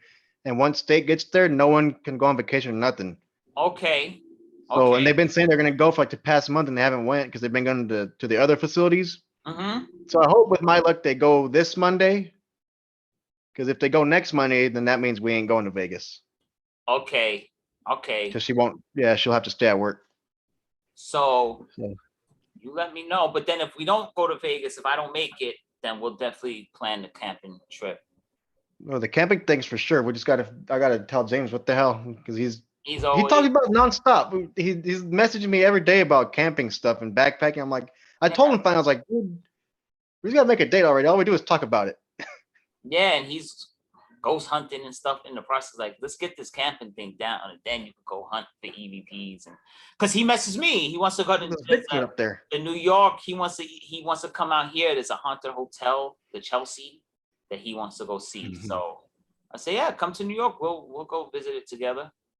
But Yeah, he's always on a ghost. So can we just get this camping trip then, and then we'll do some hunting for ghosts after? yeah, we gotta get our camping, because I want to go camping bad, man. Me It's gonna be too. hot. It might be hot depending on where we go, but and like I told you, I have everything for you guys already. I Yeah, got an extra tent. I I'm got all excited sleeping about that. bags. Hmm. Yeah, I'm pumped. I'm ready to roll. We're ready to go. We're ready to go. Yeah. We don't have to get a hotel or nothing. We're just staying outside. So Yep. just all we I need is got a it. We got everything. We got everything. We yeah. could live out there if we want to. All the stuff Yes, me and James got. I got the filtration skills. You need some water. I'll hook you up. Get that filter going. Oh no, man! I got It's called a life. Have you heard of Life Straw? Yes, The I have. brand? But you could just sip it out the lakes and stuff, Hmm. right? That's pretty. Dude, that's what I used the last time, or the last few times I went backpacking way up there in Yeah, the mountains in the creek. yeah, That water, it was the best water I ever had. yes, It was yes. so good, dude. Like it was like a good quarter mile away, but I kept walking over there back and forth just drinking that water. I was like, oh man. Like it's just water, but it was freaking, I don't know what it was. It was just That was some delicious. good quality H2O, Yep. like the water boy said. Wow, Yep. Shay, Some that's high a good quality H2O. quality H2O. You spit in the Yep. cooler. But yeah, so definitely, we'll definitely do it. And next week we'll be at it again. Mm-hmm. 2 weeks Yep. in a row, it's a miracle. Yep. Yeah, I know. I'm starting to almost feel like a guest on my own show. I know, and it doesn't feel right. But now today I Yeah. feel I mean, it could have been 3 weeks in a row, but last week it was just like a spontaneous beach trip, and yeah, no, and it was beautiful. I seen the pictures, man. You guys yeah, enjoyed yourself, so that's always beautiful. All yeah. about the family I already time. want to go back. I didn't even want to come back. I wanted to stay there. I know the feeling. Yeah. It looked beautiful. It really did. Hmm. You have all the Yeah. options in the world down in California, man. Yeah. All right, man. Yeah, we'll get back on next Yes. weekend, and then we'll Yep. figure out this Monday. Like I said, though, we'll know for sure if I'm going to Vegas or not. And Yeah, let me know about that too, because I might pop up out there. You never know. You might see me out in Vegas. I'll be there with my Biggie stuff. Like, yeah, oh East man. Coast, baby. Oh, on Biggie's stuff on Tupac's birthday week in Vegas. Yeah, I like. Listen, I'm a controversial type of dude, so we just gonna be Biggie, baby, East Coast, New York, Mhm. MC New York. Yeah. I'm not here for Tupac. I'm here for MC New York. Oh wait, yeah, that's right. You guys forgot where he was from. So They probably did, but I didn't. Remember, you showed me the picture. Like, look at it. This is him in New York. I was yeah, like, you yeah, that's seen when he him. was MC. And That's what I told her. I was like, yes, that's when he was MC New York. I was like, and I I know said, about I that can't picture. believe you even knew. Not that you didn't know it. I can't believe you acknowledged that fact. Yeah, that's an MC New York. There you go. Hmm. And I told you I had just posted that picture probably like a year before that. And I was like, I already seen it. I know. All right, just at least you recognize the history that New York played in Tupac's life. Mm-hmm. But we'll be Yeah. out there representing for New York and for Tupac, MC New York, and all of that good stuff. So Yeah. might see Yeah, you man, I'll out in let you know Vegas, for but sure. I'll definitely Mhm. see you next week on the show for sure. Yeah. It's been All a right. pleasure, This man. I was a love good you, one. man. It was a great Love you show. too. Mhm. Love you a lot, man. I'm happy to have you back. Yeah. The show I was almost forgot how actually- much fun this is. It's a lot of fun, man. It's not even work. 'Cause Yeah. Look how fast that the time is flying when we're on here. So Yeah, I always a know. pleasure, my brother. Yeah, And same I'm gonna here, man. send you the thing. You make the thumbnail as always. Oh yeah, I already did the print screen, so I'll just make it real quick and then I'll send it, or I could probably even upload it myself on the thing. Yeah, I got you, my brother. Mhm. So I'm All right. convert it right now. I love you, man. Love you too. Talk to you soon. All right. Later. Later.